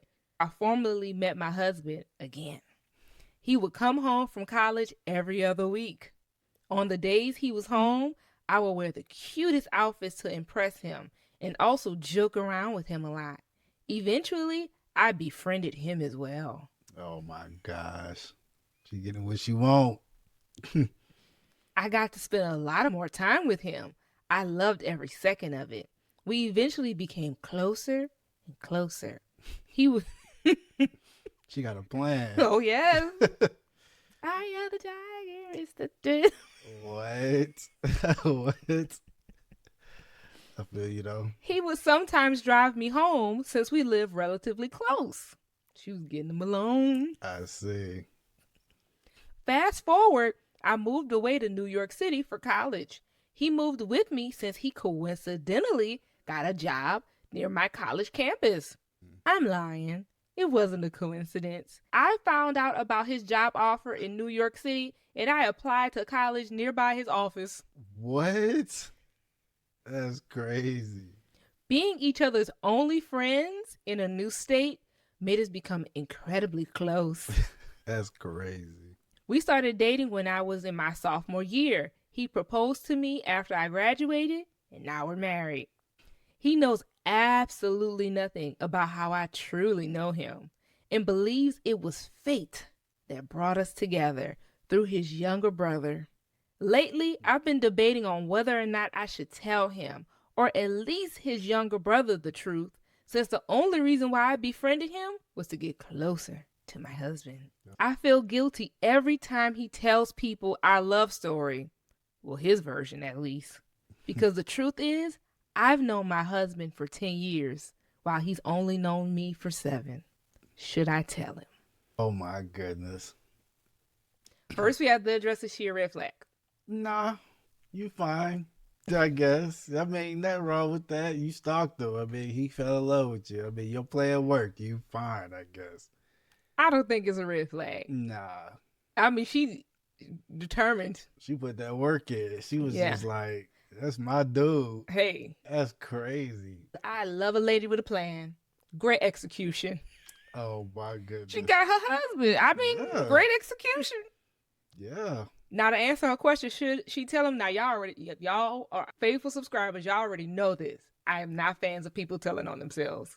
This is no secret. Y'all know this about me. I am not a fan of people telling on themselves. I feel that. Girl, you did a lot. You did a lot. Mm-hmm. Why the hell we talk about it now? It worked. What you talking about it for? Oh my goodness. My answer is no. Don't tell him a thing. I don't think it'll hurt you though if you tell him, but you ain't gotta tell him. I don't know. It is what it is. Do not tell that man a thing. Hey, you listen. He's your husband now. Ride off into the sunset. Have a couple babies. Oh my gosh. What are we talking about this for? You're right. Every time this man tells their love story, he wrong as hell though. And the fact that she's been knowing him 10 years and he's been knowing her 7. Yeah, that's crazy. It would just make me smile inside just to know how I was able to execute such a flawless plan as a child. You must be a brilliant adult. Oh my goodness. She executed this as a child. She was 14 when she saw him. You are a genius, girl. I respect it. I love a smart woman. Oh my goodness. Hey, y'all happy now? So That's a crafty 14-year-old. Kudos to you. yeah. Plan worked. Oh my goodness. I love it. I love that for her. Yeah. I do think, 14-year-old in love with an 18-year-old is a little. Yeah, that's why I was like, what? But she didn't act on it. Right. He didn't She just act came on up it. with a plan. They didn't start dating until she was in college. So, Right.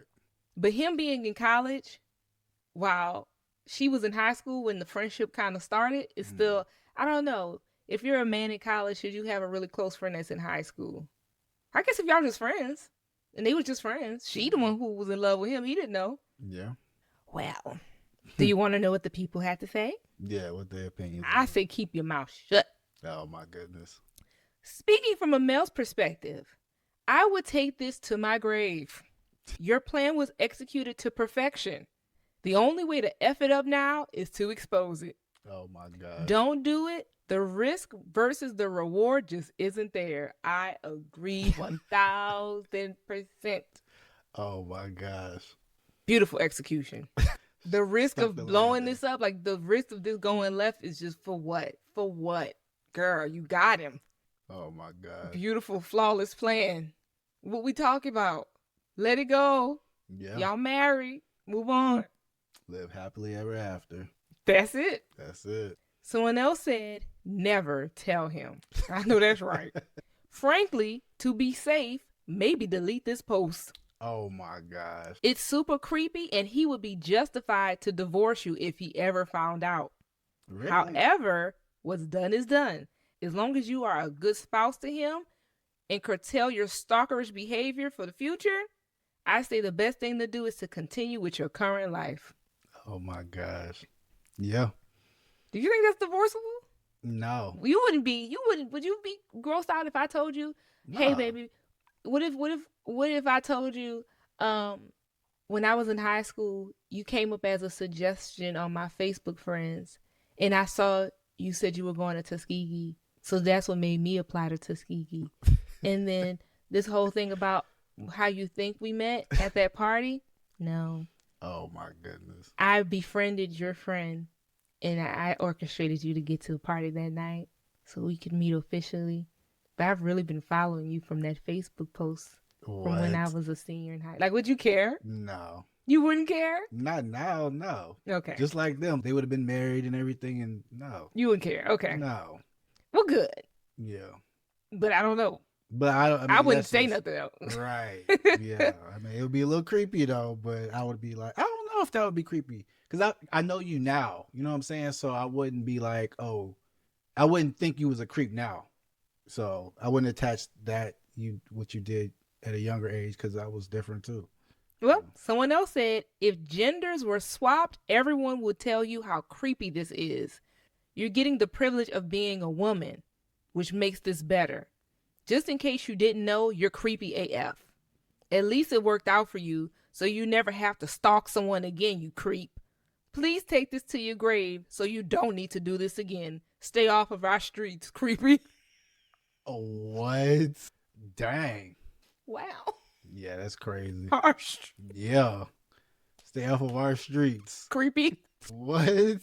Oh my gosh. This is so much fun. Mm-mm. We have an update. Oh wow. I hope she didn't say nothing. Let's just keep the air clean. Oh, we have an update. Oh Lord. What can this be? I told him. Oh wow. He ain't gonna be blown away. For real, let's get into it. Yeah. I told him, here's how it went. Oh my gosh. I asked him while we were driving one day, would it be weird if we met each other before the first time we actually met, but we just didn't think of each other as significant at the time? He smiled and turned to me saying, that's impossible. There's no universe where I would meet you and not think that you're significant, baby. Oh, that's what I'm talking about. See what I'm saying? That statement struck me in my heart because I knew I would soon prove this sentence to be very wrong. But I continued on with my plan anyway.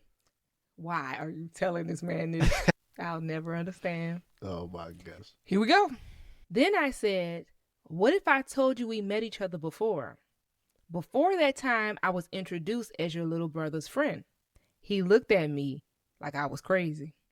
So that's when I pulled over to the side of the road and I pulled out my phone. I had typed everything out because I knew I couldn't say the words. It explained everything. He looked and read for about 8 minutes. He took about 8 minutes to read the whole thing. And when he finished, he put the phone down and stared straight ahead. Almost like he was dumbfounded. Dang. A little scared. and confused all at the same time. I started throwing out every excuse and apology that I could muster at the moment for about 15 minutes straight until he decided to tell me to stop. And I did.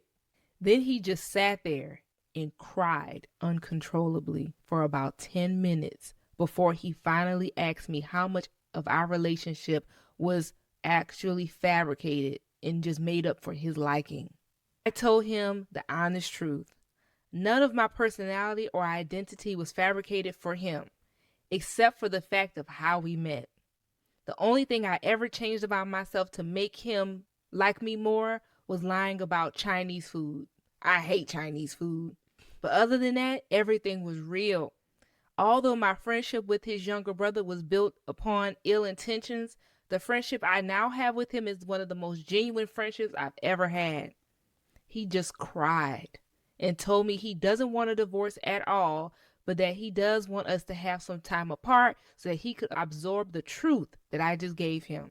He also said he expects me to tell his brother and his mom this Friday because they deserve to know the truth just as much as he did. I told him okay, and we drove the rest of the way home in silence. Fool. Oh my gosh. When we got home, he hugged me and cried for about 5 more minutes before we got out the car. I don't think it's that deep. Me neither. But okay. He packed his stuff and said that he will be staying at a nearby hotel for a few days. He said he knows that he still loves me, but he does not yet know how to react to the fact that the beginning of our relationship was very, very orchestrated. To sum it all up, I guess telling him was a success? I honestly don't know. He sent me a good night and I love you text when he was at the hotel, so I guess he's not as mad as he is betrayed? I hope he can trust me again. Oh my gosh. Why is this man crying? Right. Babe, I'm a stalker. I stalked you. Are you gonna cry? No, what? That's, I mean, I don't know. You probably would just be shocked at the story, but Right. what's all this crying about? And it happened 10 years ago. Well, she knew you 10 years ago. Right. You were 7 years ago. It Right. happened 7 years ago for While you. she was a child. This man boo-hooing. Yeah, he doing a little too much. If you told me you stalked me, I wouldn't cry. I'd be a little weirded out. Because a man stalker is a little bit different, right? I feel you. But I wouldn't cry. Right. Like, you got me now? Oh my gosh. Yeah, this man boo-hooing. Is she a red flag? No. She was a child. She was 14. I think it's brilliant that a 14-year-old pulled it off. Yeah. That really speaks to your geniusness, Pretty girl. crazy. I love a smart woman, even if you're a little creepy. But she got what she wanted. I mean, hey. Great skills Do you? for a teenager. Go ahead. Yeah. I don't agree with you telling your husband. I think that was stupid. Hey. Well, That's crazy. guess what? What? We have another update. Another update? Another update. Oh, goodness. They're not happily married, but we'll see. But we'll see. If you have a cocktail, take a sip. Oh, Lord. I'm going to take my invisible one. I woke up this morning to find out that my husband not only lied about going to the hotel, but also lied about not wanting a divorce. What? He never went to a hotel. He went straight to his family's home. Not a effing hotel. He told them the entire story. Probably exaggerated it to make me seem crazy. His whole family wants nothing to do with me. And they also are telling everyone I'm a psycho. He said that he lied about going to a hotel because he knew if he had told me the truth, I would try to stop him. Honestly, I feel so betrayed. I tried to be a good wife by showing him the true me. And this is what he does? I did all this work just for it to end like this? So you should have kept your mouth shut. We told you in the comments. Oh, my God. No, you knew better. What a beautiful plan that you just failed us all. Oh, It's like watching a good movie and getting to the end and being like,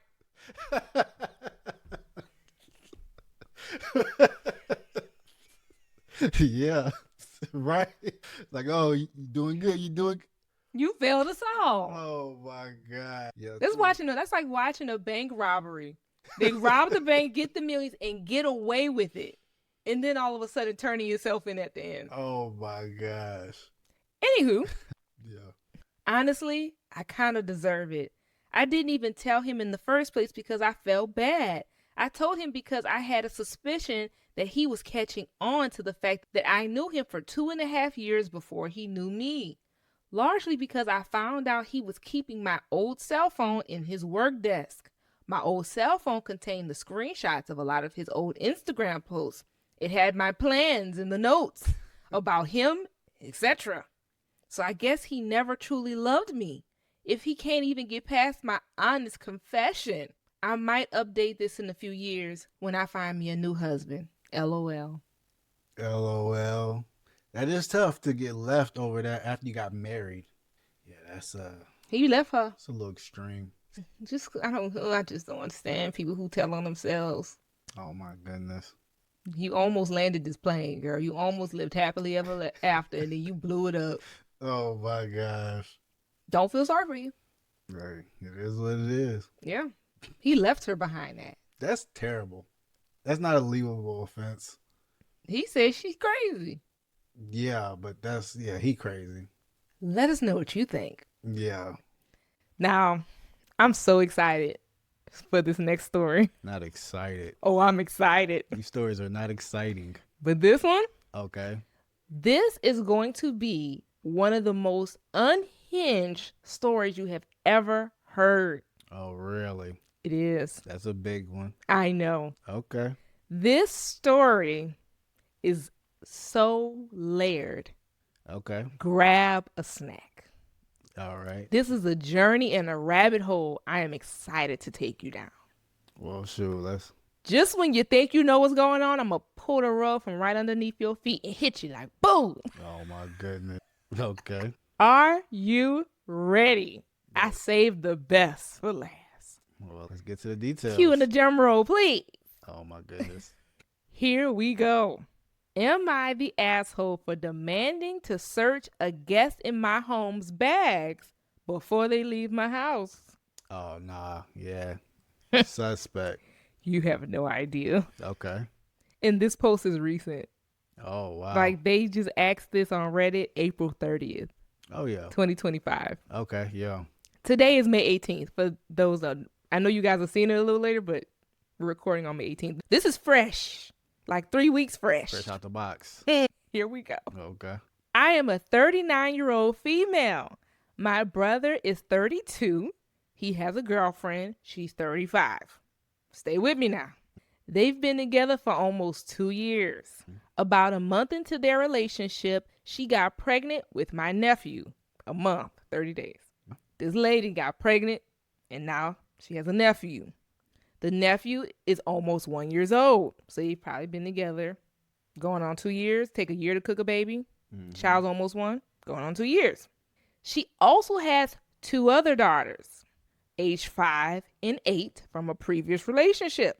Okay. Her daughters are very close in age to my daughter, and up until last weekend, everybody got along fine.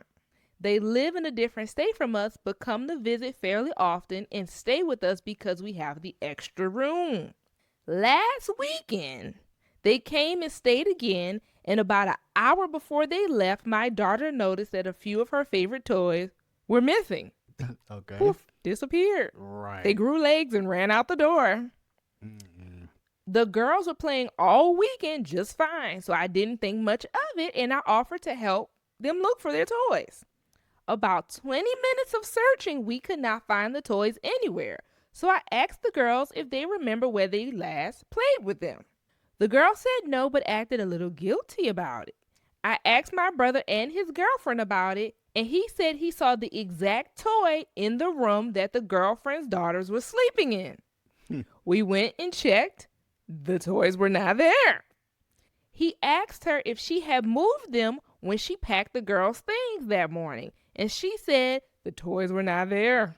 Oh my gosh. We went back into the living room, and I saw her girls huddling close together over a backpack and quickly closed it when they saw I was standing there. Oh my goodness. My brother asked the girls again if they had saw the toys, and this time they didn't say anything. They just looked at their mom. Oh, she's stealing. Uh-oh. Oh, it could get so much better than this. Heck, you know. This is probably one of my favorite stories of all time. Oh my goodness. Here we go. Okay. It was so crazy because you don't have a clue what's coming. Okay. He reached for the bag and the girlfriend lost it. She started yelling at me, "How dare you accuse my daughters of stealing?" And she tried to snatch the bag away. Oh, really? He opened the bag and there was the missing toys falling out everywhere. What? And a few more toys that we didn't even know was missing. Oh, my goodness. I was absolutely furious. I told her I wanted to see what else she had, and I demanded she open her 2 suitcases. Yeah, go ahead and open it up. She said that it was an invasion of her privacy and tried to take the suitcases and leave. The brother stopped her, not so fast, and made her open the luggage. That's right. She had taken several of my tops, a few skirts, a few dresses, and a brand new pair of Nikes that belonged to my daughter. Oh, nah. She's trifling. She taking the whole house. She packing the house. Yes. Oh, nah. I wouldn't be surprised she finds some pots and pans and stuff in the other bag. You think? It's a free-for-all for her. Oh, just Oh, wait. no. Just wait. I'm almost in tears laughing so hard. no. Here we go. I took everything back and told her and her girls they were not allowed back in my home. Rightfully so. What? I have since received several text messages from her and a few unknown numbers telling me I embarrassed her and upset her girls because they were promised these items. I asked her who promised them. Right. I couldn't get a straight answer. I'm assuming it was her. My brother is upset with her, but said I was too mean to her in front of everyone and that I could have handled the situation more privately. What? I do feel awful that her girls left crying, but am I the asshole for how I handled the situation? You would have been okay for slamming her. You stealing. Not just from me, my stealing. children, in my Right. home? She Oh, got a Lord. book bag and a suitcase. Nah. Press charges. It was a free-for-all after that. Is she the asshole for demanding she check these people's stuff? No. Nah. No. But y'all, are you ready for what I'm about to say? You not. Oh, Lord. Somebody, a random person in the comments said, "Do the initials KAS mean anything to you?" AAS. That's what a random commenter in the story asked the person who wrote the story. Do the initials KAS mean anything to you? And the lady was like, that's her initials. She said, I have my own story. May I have the floor? What? What story could this be? And this person is entering the chat because they know exactly who this story is about and they're about to tell their testimony. What? Are you ready? Oh, yeah. You not ready. Buckle up. Okay. Wild ride. Here we go. So she says, let's pick up from the original story. Because remember, she said her brother's a little upset with her. Okay. I will be speaking to my brother in about an hour. She's telling her readers, I have been contacted by someone who knows her and a lot has come to light. I will update again once I tell my brother what I learned. If my brother says that I can let you guys know what happened, I will, because this is truly not my story to tell. Just know that she is not who she claims to be at all. I talked to my brother last night and showed him a lot of your comments and suggestions. This is the next she made. Okay. Thank you to everyone in the comments. We now know a lot more about his girlfriend and the kind of person she really is. I will not be able to tell you everything, but I can tell you that my brother and nephew are now staying with us until he gets the DNA test and proceeds to cut ties with her. I may have more to give to you in the upcoming days or weeks, depending on what the paternity test says. Again, thank you all so much. Okay. That's where she ends. The person who entered the chat and said, asked her, do the initials KAS mean anything to you? Let's dive into her story. Okay. Here we go. For obvious reasons, I'm going to be a little vague with certain details for privacy reasons. Mainly, I don't want this crazy train coming back into my life, and hopefully you'll understand why by the end. Okay. So buckle up, bitches. That's what she said. Okay. Because we're in for a long, bumpy ride. Oh, Lord. Follow instructions this lady giving us. Buckle up. And please don't judge me. We don't have to associate with any of these people anymore and have not for over a decade. Also, I will say that she is a very pretty girl and has usually gotten whatever she wants from men. So she's not used to hearing the word no. In 2005, follow me. When I was 18, my then boyfriend, now husband, and I were invited to a house party hosted by a friend of a friend to celebrate a graduation. We knew about half the people there and had been to the house a handful of times before. We were all hanging out in the basement, and after a few drinks, I went upstairs to use the bathroom, and there is where I met KAS, who was 14 at the time. So the writer is 18, the girl is 14. The bathroom door was open, so I walked right on in and turned the light on. But to my surprise, there she was with some guy in the tub. Wow. Doing things you don't typically do with an unlocked door. I apologized and went and found a different bathroom. About an hour later, she came downstairs where the rest of us were and focused her eyes on my boyfriend and made a beeline to him.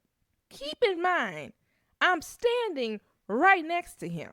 She tries to sit on his lap, and when he pushes her off of him, she pops up like a demented jack in the box and immediately starts yelling about how she's just playing and you aren't even that hot and you can do much better than her. What? That's what she's saying to him. We stayed another hour or so and left. A week later, she was blowing up the guy I saw her in the bathroom with. She was blowing up his phone. Talking about she pregnant. Saying she was pregnant. I knew it. When he didn't believe her, because honestly, who would just a week after meeting each other? She tried to press charges for grape. What I saw in that bathroom was not grape. Wow. My boyfriend and I both were questioned by the police because we were both there and I walked in on them in the bathroom. I don't know what happened after that, but the charges were eventually dropped. And then I thought that was that. In 2009. So we went from 2005. This both the kids. This is both the kids. Stay with me. I'm here. I got no. My fault. No, please don't apologize. Okay. Jump in whenever you feel. Oh yeah, I'm here. So we now jumping from 2005 to 2009. She thought this was just a little crazy situation in their life. Ain't heard seen from this lady in 4 years. So now it's 2009. My husband and I were 22 and she's now 18. We are now married and living on the East Coast. My husband's in the military. We come home for his parents' 4th of July party, and we got tasked with going out to get more ice. You know your parents always running you to the store, when there's a party going on. He runs in to pay for the ice. I'm standing by the ice chest outside waiting for him to come out. And guess who walks up? KAS. Yep. She walked straight up to me and said something along the lines of, she's glad I finally learned my place and that her and my husband have been so happy together this last year. She also made very vulgar comments about their sex life. I didn't even have the time to react to her before my husband comes outside and she goes pale and then bright red. Then has the audacity to look at my husband and ask him what he wants for dinner that night and try to remind him of the plans that they had for this weekend to go to the lake with her family while he just stood there staring at her like a dumbass. And then he asks, do I know you? He don't remember the girl. Right. Which you don't remember people you've met one time either. Okay. Gotta remember this is a 4-year gap. Mm-hmm. So he's just looking at her, don't even recognize that this is KAS. He's like, do I know you? I absolutely lose it and almost piss myself laughing as she storms off. I guess that wasn't the reaction the girl was looking for. So she just scurries off. Once we are back to his parents' house, he gets a Facebook friend request from her. He deletes it. Over the period of 3 days, she sends him 4 more friend requests from different, like she's making different pages. He blocks each one of them. Mm-hmm. We go back home to the East Coast the following week and forget all about her again. Mm-hmm. Now it's 2010, a year later. Mm-hmm. Okay, we went from 2005, 2009, we're in 2010. Right. I'm now 7 months pregnant with our daughter, and we fly back to our hometown one last time before she's born. And of course, we run into KAS again She all over the place. at Walmart. Okay. I know how this sounds, but we're from a really small town of only about 5,000 people. Okay. So you kind of see everyone all the damn time, whether you want to or not. That was some good context. Right. Okay. What? I'm noticeably pregnant. I'm about 7 months along. I'm only 5'2", and at the time I weighed 115 pounds. So I have a very pronounced baby bump. She is with her sister, and they seem to be following us, but we try to ignore them. We are now checking out, and again, they are right behind us, still acting like children. But to her defense, she's only about 19 at this time. We are still ignoring them, and her sister says loudly, he'll dump her now that she's fat. We continue to ignore them, and we leave out of Walmart. Later that day, a friend tells me to check Facebook, and lo and behold, there's a picture of me on the snack aisle, and the caption is, when you catch your surrogate buying nothing but junk food. What? So many comments were agreeing with her that how horrible I was. This psycho had been telling everyone that I was the surrogate for her and my husband's baby. Oh, wow. Wow. Yeah, that's crazy. We filed a restraining order the next day. That's terrible. There's more. Okay. Now we jump 8 years later. This was Okay. 2010. Now we in 2018. Refill your cups. This might be a good time to get more chips. Oh, Lord. Here we go. We moved back to our hometown and buy my family's farmland to start our own cattle business. By the way, I highly don't recommend this if you want to be able to make and keep plans, see your family, or take vacations. As far as we know, she had gotten married and was living her life away from us. About 6 months into us moving back, we got a letter in the mail from a family lawyer saying my husband needs to present himself for a paternity test and we're being sued for child support. What? Apparently, the baby girl came out white and KAS's husband is not. Okay.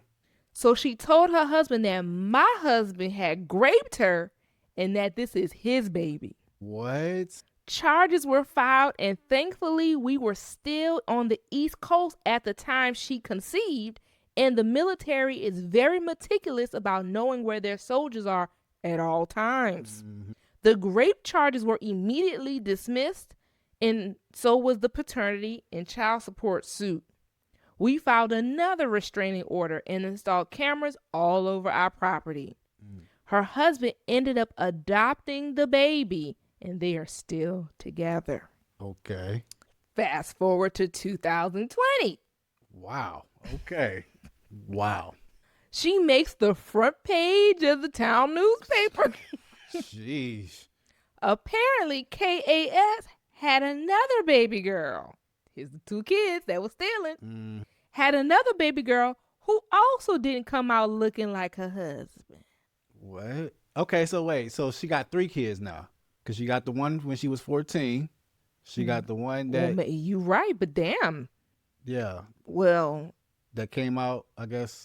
Maybe she lost that child because at the first story, the whole stealing story, she said all the girl had was 2 daughters and then the son with the brother. Right. So maybe that girl was lying and there was never a pregnancy. She just was... Something. Because there is no other baby. Good catch. But yeah, there's no... It's just the 2 daughters that we're talking about right now. And then at the first story, the girl had just had the nephew. Right. So I think that girl might have been lying about getting pregnant. Okay, well, let's just get back to the story. I'm glad you pointed that out because I'm sure some of our listeners probably was like, wait. That's a third Good kid catch. right there. Yeah. Yeah, but no, I think she was lying. Maybe, yeah. Or she lost the baby? I don't know. I don't know how you talking about you pregnant a week after you just met this boy and had sex with him in the tub. A week later? Right. She just, Okay, yeah. Let's you're right. continue. Okay. So back to 2020. Okay. She makes the front page of the newspaper. She has another baby girl. That's the second daughter. Okay. Who also did not match her husband's. So it's the second one that didn't match. Yes. The first one Okay. didn't match. She just tried to say she was great by this lady husband. Now she had a second, but then the husband stayed with her. Her husband stayed with her and adopted that little girl. Even Right. though he knew she cheated, tried to lie and say she was great. All of that, the husband ended up forgiving her and adopting this little girl. Mm-hmm. They get pregnant again. That's another girl. She don't come out like the husband again. Wow. Okay. This Mm-hmm. 2020. Mm-hmm. Okay. This time the husband had had enough. He kicked her and the kids out one night. She came back to the house in full view of the Ring camera and all. She was in her own vehicle with the children in the back, and she set the house on fire. What? Oh, she crazy, crazy. I thought she was crazy, but she's damn near insane. Luckily, the fire only made it to the porch. Okay. So the home, I guess, is all right, but the porch is, Crazy. that's enough. The husband got temporary custody of both girls for 2 years, and KAS went to jail. Right. Okay? Good. Fast forward to 2023. Oh, yeah. This is when yeah. She gets out of jail, she gets her girls back, and flees to another state. The husband filed a police report for kidnapping, and everyone was looking for her. Unfortunately, the husband passes away a few months later in a car accident. Dang. Okay, yeah, that's unfortunate. So this girl done ran off with the kids. Ain't nobody here to put a stop to it. Right. That's when she meets the brother. Right. Right. Jesus. She be moving. Moving. Now it's 2025. I'm doom scrolling on Reddit and I see a story that sounds very familiar, and here we are. The reasons why I thought it was KAF from the original post. Her girls and their ages. We knew she had just also had a little boy recently. She has a history of theft and immediately playing the victim when caught. And we still had a few mutual Facebook friends, and I do see her post from time to time and knew she moved in with a new guy, which is obviously the brother from the original post. That's the story. That is crazy. Now you tell me I didn't do my big one. Oh, yeah. Picking this one. This probably is one of my favorites. Oh, yeah. No, that's a good one. Yeah, that was something I did not expect. Now, does KAS ring a bell? Do those initials ring a bell to you? Yeah, that's. Can I tell my testimony? Can I come forward and tell my story? Because this lady wreaked havoc on her life too. Let's just jump right on into it. Okay. Am I the asshole? I punched my stepdaughter in the face. What? Hey, knockout. I guess it just depends on the details. Oh, do it? I mean, that's kind of crazy. Well, if she was getting wailed on, I mean, if she just got one in, I mean, that would be. Let me clarify. Okay. It's not stepmother, stepdaughter. This is stepfather, stepdaughter. He punched her in the face. Look at your What? face. This was a man. Yeah. Oh, see? This the details. Uh-huh. That's crazy. This is a man. All I'm going to say is hear him out. Okay. We Hear him out. gotta hear him out. Jeez. Yeah, that's You know, crazy. have you ever heard the saying, at least we say it in the legal community, especially criminal attorneys always say, just because you did it doesn't mean you're guilty. Okay. I think this is the perfect example of just because you did it doesn't mean you're guilty. Okay, well, we're not all in the legal field, so I mean, when you hear this. But when you hear what happened, you gonna see. Okay, well, give us the details. You know, then. just Let's like see what happened. if you kill somebody one day, that doesn't mean you're guilty of murder. Sometimes you got justifications. But the person is still gone. They gone. Right. But So is it she's- murder? Let's hear this. Let's hear it out. Yeah, let's see what happened. I just be taunting y'all. Jesus. Here we go. I'm 38. My wife is 44. My stepdaughter is 14. I've been with my wife since my stepdaughter was 8. I've met her when she was 9, and we got married when she was 10. So they got together when she was 8. He met her when she was 9, got married when she was 10. Okay. We have an okay relationship. We aren't super close, but she's not disrespectful towards me. But there is one issue that I have with her, and it's her pranks. Oh, Lord. She loves to prank people. She does a variety of pranks, hiding car keys. She's even hid in the fridge Something I still find to be very weird, to scare the first person who opened the door. Right. How you hiding the fridge? Right. I mean, they must got them a deep And why is your fridge. nasty behind in there where the food is kept? Right. What? I'm gonna leave that there. Yeah, too heavy of a prankster. Well, last Wednesday, when I got home, it seemed like I was the only one there. Only my shoes were at the door. I yelled out for my wife and my stepdaughter, but no one answered. So I thought it was somewhat normal. My wife works late sometimes, and my stepdaughter has a lot of extracurricular activities after school. So I began playing with my dog, a German Shepherd slash Husky mix for those who will ask. Nice. And after that, I went to the bathroom. When I got in the bathroom, I noticed the door to the cabinet, I guess there's a cabinet there, was open. I thought nothing of it. I unzipped my pants, and that's when I saw a shadow behind the shower curtains. What? I thought the worst and immediately punched the shadow. Oh yeah. Oh yeah. What? I'm punching shadows too. I'm sorry. I mean, what? What are we talking about? Well, guess what? It was my stepdaughter. Oh, hey, you just got caught in the fire. I mean, dang. That's terrible. You can't be pranking like that. You cannot be pranking like that. I've pranked you and my dad before, but not in that way. Like, I'll be hiding, like, I might just be walking to a part of the house, and then I hear you come down the stairs, and I go, boo, like something like that. Right. That's But you know true. I'm home, like, Right. I'll do little stuff like that. Right. A little jump scare. I mean, what? Yeah, I get that. I did do it to my dad one time, and he told me don't scare him because it might go bad. Exactly. So, Exactly. but yeah, I ain't never pretended to not be home. You know what I'm saying? Right. Because Yeah. there are burglars out there and creeps out there. Like, you can't be doing that. Well, you was ready to crucify the man 5 seconds ago. Let's continue. Man, come on now. Well, it was my stepdaughter. She was making a prank video, and I had not noticed she propped her phone up in the bathroom cabinet. I have a problem with her trying to prank people in the bathroom. Right. Me too. Let's say she just left her phone in there and she wasn't hiding in the curtains of the shower. Why are you pranking somebody in the bathroom? Why is your phone set up to record anything going on in the bathroom, little girl? Right. Like, are you crazy? Right. Yeah, she doing the most. Like, that's not even an appropriate prank. It's not. So I don't know what you got going on. Yeah, she. But I mean, play stupid game, win stupid prizes. Right. Let's continue. I'm not gonna lie. I did not hold back. I punched as hard as I could. Wow. Her nose looked broken. And when I realized it, I flipped out, and so did she. After maybe 5 minutes of freaking out, I drove her to urgent care and called my wife. Her nose was indeed broken. Right. And needs about 6 to 12 weeks to heal. My stepdaughter won't talk to me. My wife thinks that my actions may have been justified, but also thinks that I could have approached it with more caution. Next story up. Am I the asshole for blowing up at my pregnant wife after she ruined everything? Well, depends. What happened? I'm telling you now, I'm team husband. Okay. See?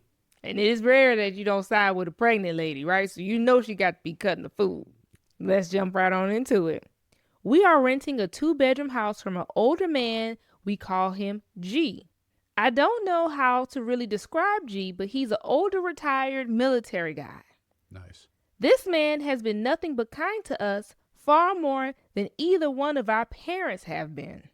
We live in California, and the average rent in our area is about $2,600 for a 2-bedroom. At first, we were a bit skeptical because the house was advertised, but G wanted to meet the tenants personally before signing a lease.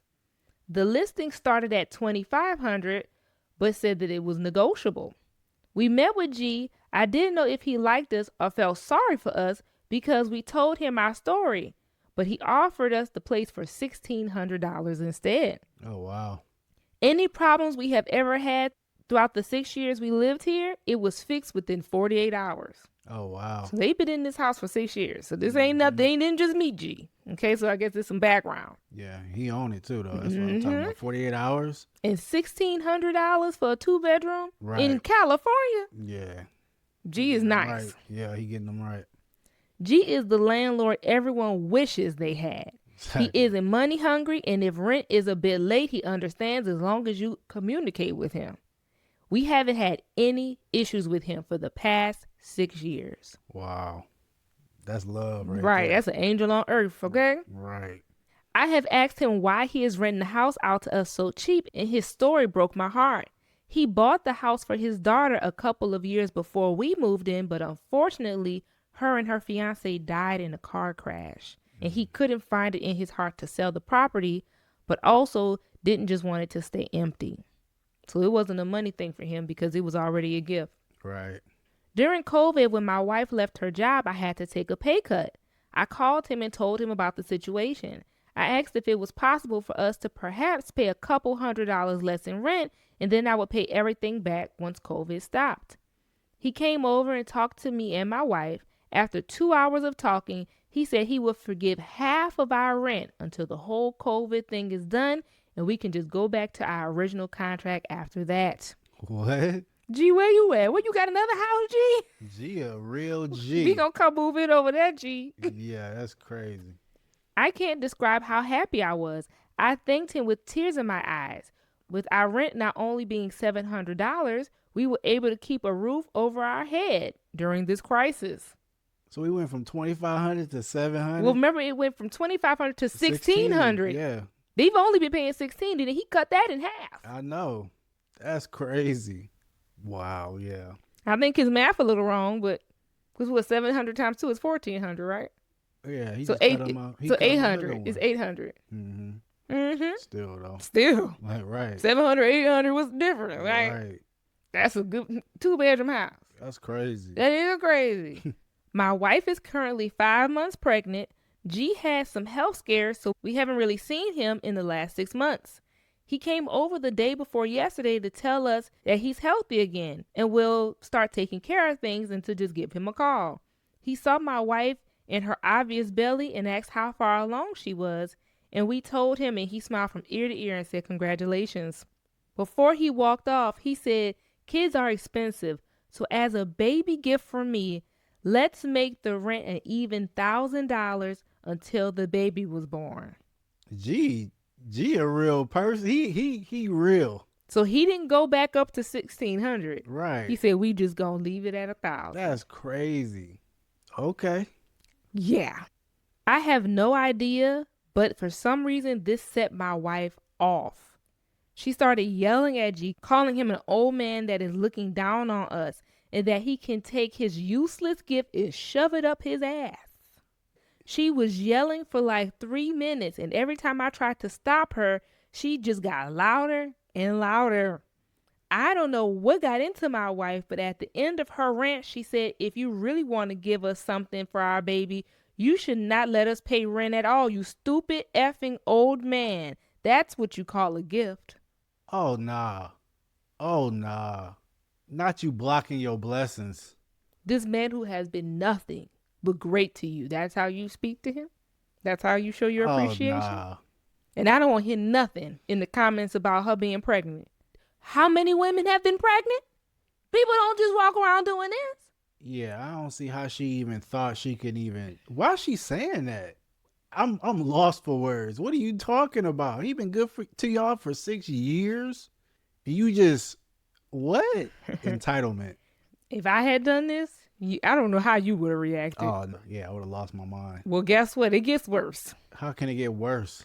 G took everything she said and didn't say a word back. His face just went from happy to completely emotionless. After my wife was done, he just left. I blew up on my wife and asked her what the F was she thinking, as G never did anything wrong to us. She just started to cry and refused to talk for the rest of the night. Every time I brought it up, she would just start crying, but I caught on to the crocodile tears and told her just stop because I want an explanation. Yesterday morning before I left for work, I told her she better be ready to talk when I get home. And I was not going to accept the fake tears.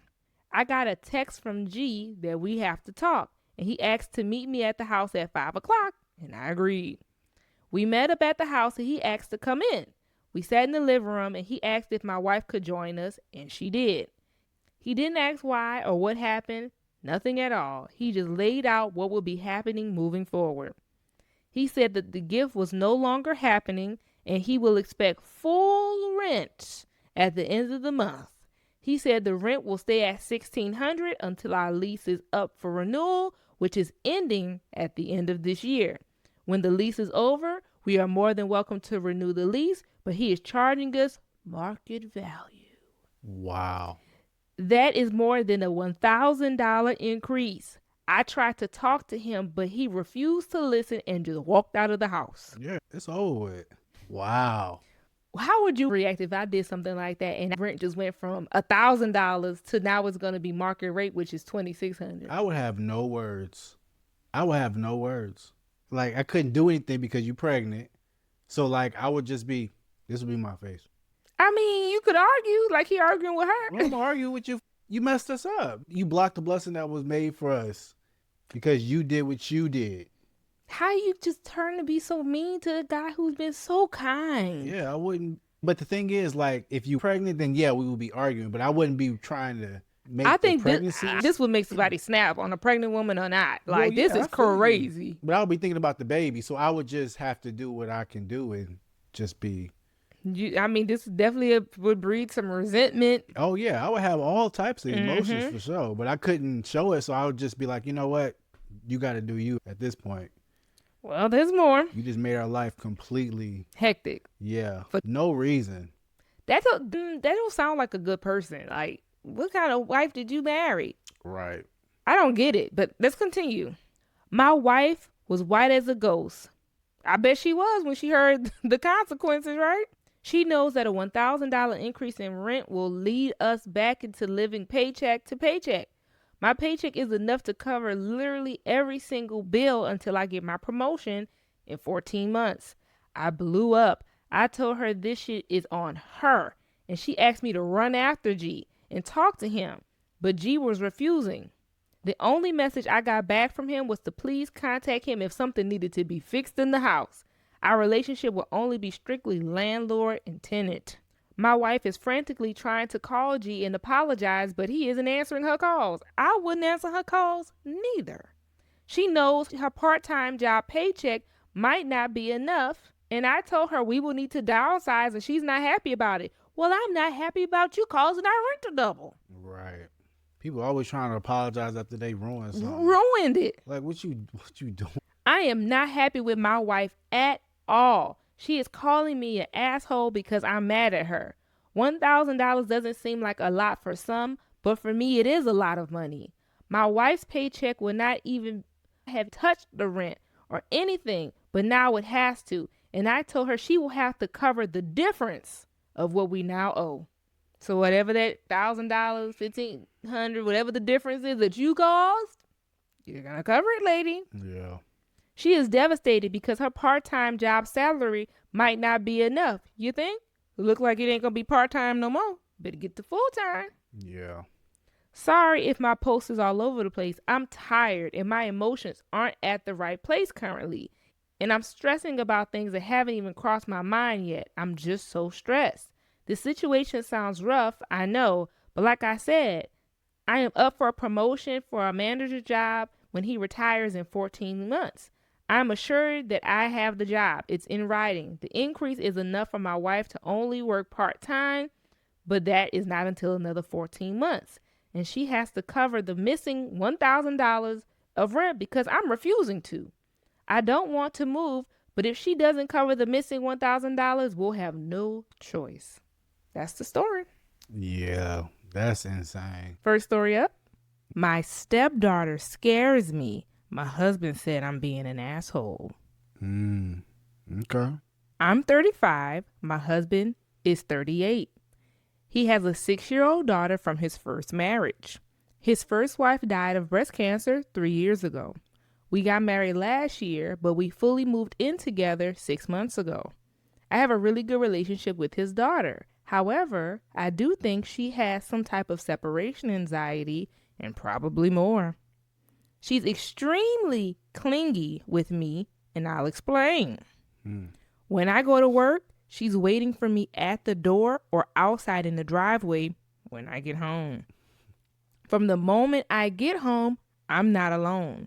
It wasn't so severe at first, but over time, it's just getting worse and worse. If I go to the bathroom, she's standing on the other side of the door. When I'm taking a shower, she either sits in front of the door or begs me to just sit inside in the bathroom. If I'm sitting on the couch, she's glued right next to me. She once peed on herself because she didn't want to move away from me. Yeah, that's extra. She said she didn't want to get up and go to the bathroom because then the cat would move closer to me. What? That's a little creepy. Can a 6-year-old be creepy? Yeah. And you saying Exhibit A? I mean, yeah. I mean, that looks like a little possessed, if you ask me. Possessed? Yeah. I would be kind of concerned. Possessed? Yes. With what? I mean, what if the kid just staring at you? I would think that kid is possessed. If was it a girl? It's a little girl. It's a little girl? Yeah. A little girl following me around like that to where you peeing on yourself because the cat can move closer to you. I don't Not know. you call this child possessed. I'll be a little concerned. It's y'all friend. Hey. This is what This it is for all you always siding with him in the comments. That's a little creepy. Let's continue. Yeah. She used to spend weekends at her grandparents' house, but now she doesn't want to anymore. She even told her grandma she hopes she died so that she doesn't have to go to her house anymore. Possessed. That's crazy. That is crazy to say to somebody. Yeah. I started to lock the door immediately when I would go inside of my bedroom, but suddenly the bathroom door as well as the bedroom door wouldn't lock. Then I found out she was putting needles inside the keyhole so that it would not lock. Wow. I'm thinking there's probably like some sewing needles around the house or like safety pins. Not maybe not a safety pin, but like a stick pin. And the girl just... I mean, she's smart to be thinking that way, though. I mean, I was a crafty kid. Wow. So you probably doing that too, huh? No, I know I had no reason to put little pins in the lock, but if I wanted to stop a door from locking, I could see me figuring that out. See? Okay. I feel you. I can't help that I'm sorry. Hey, you got it. All right. The lady probably has a little sewing kit. The little girl probably saw the little sewing needles laying around, and she was like, let's try this out. See?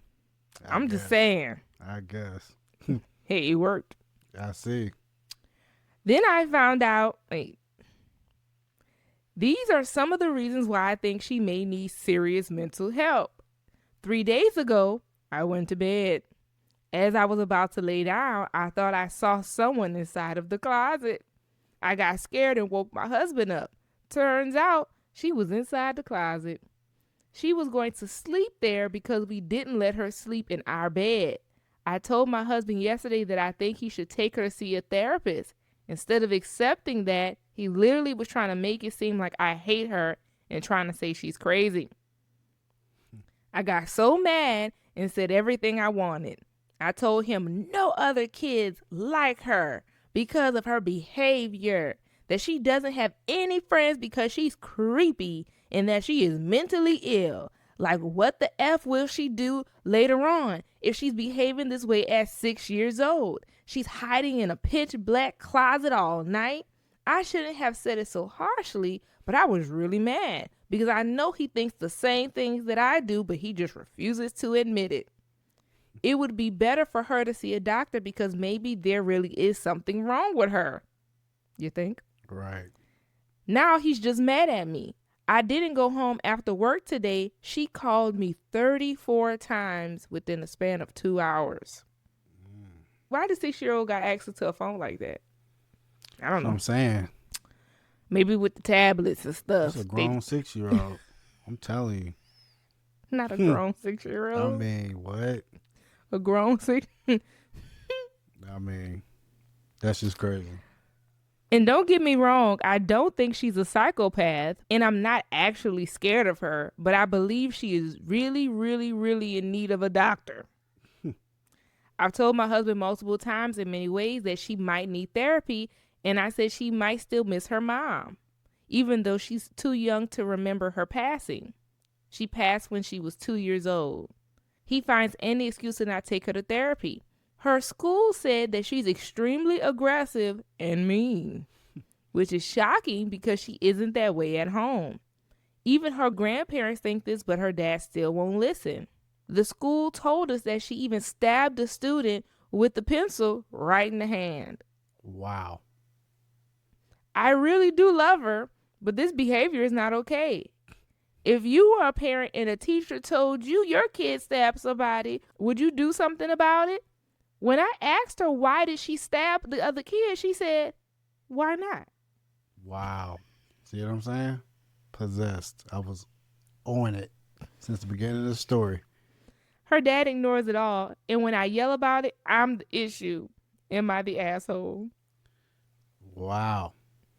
No, you are not the asshole. Why you to put a demon on this child? I mean, she doing demonic stuff. Is it demonic or is it just bad?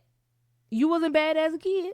Not like this. This is a whole nother level. Are you ready for the first story? I'm ready. Okay. All right, I warned you.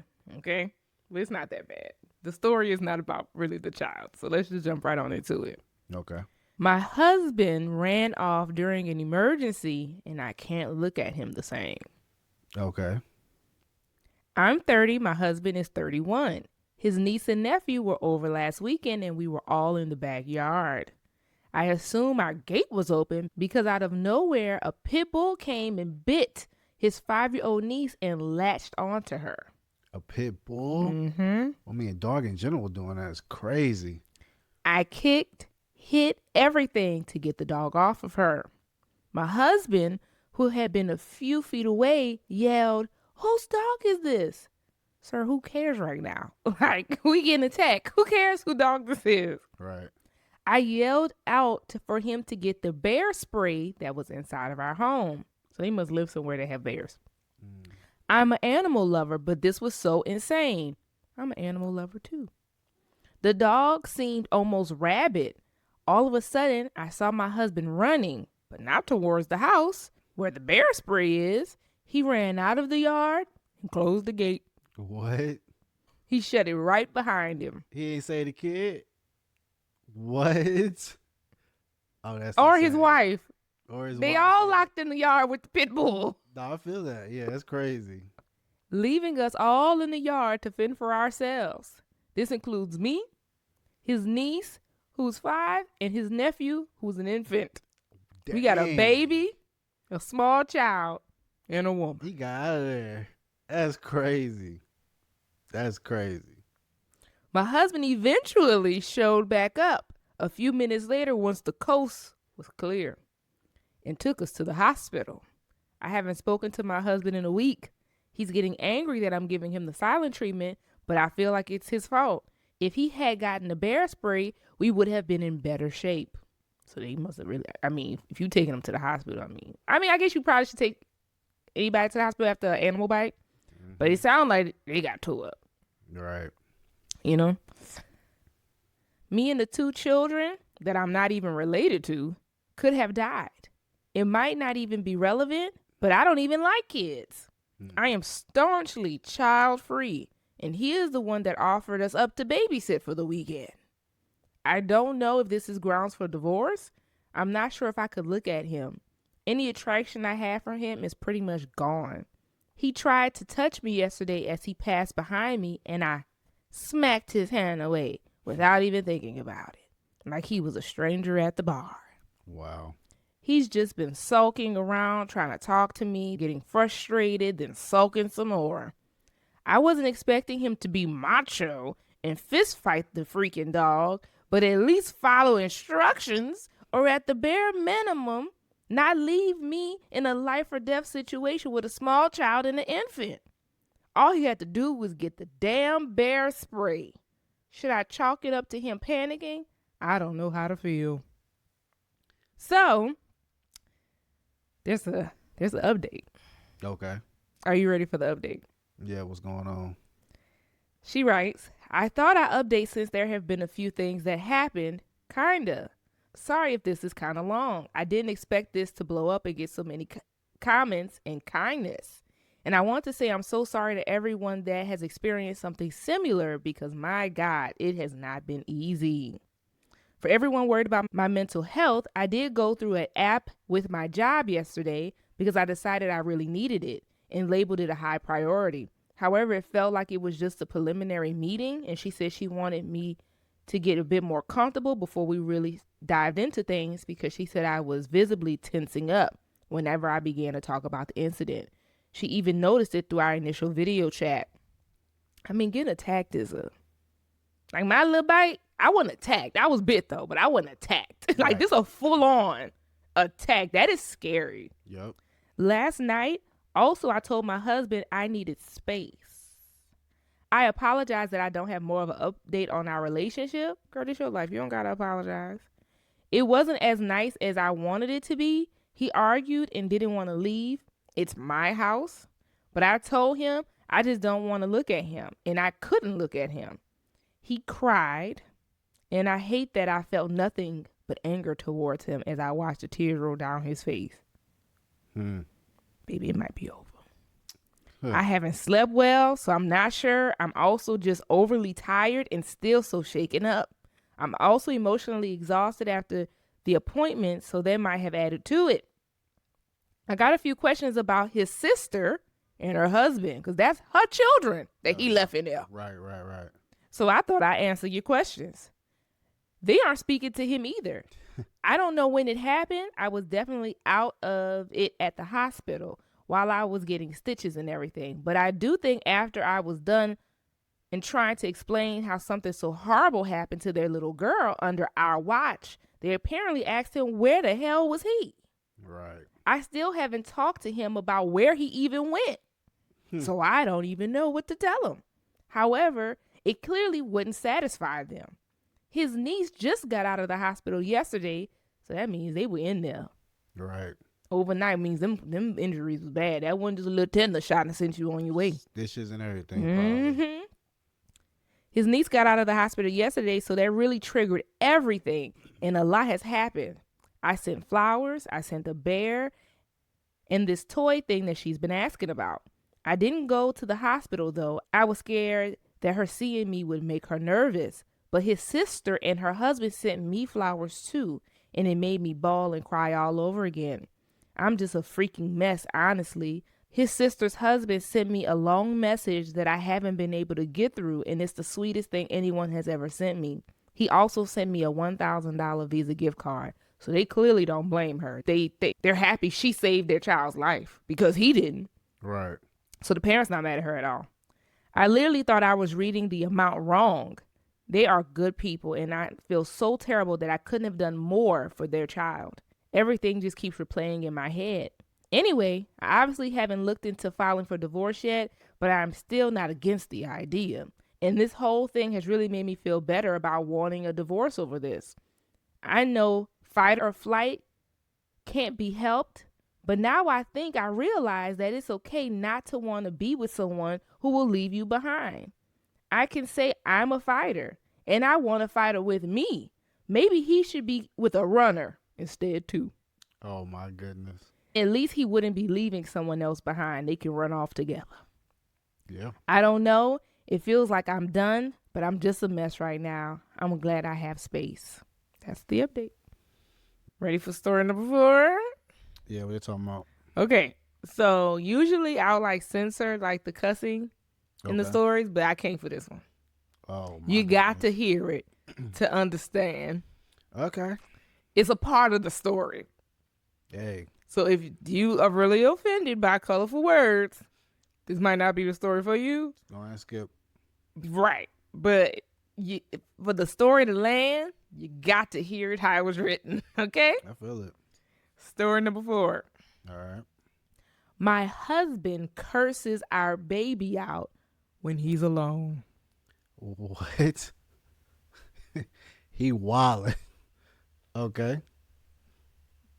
Sounds Here we go. crazy enough. Right? I'm shocked that I'm writing this. We are too. For real. I don't even know what to say. Us either. Right. This happened yesterday night.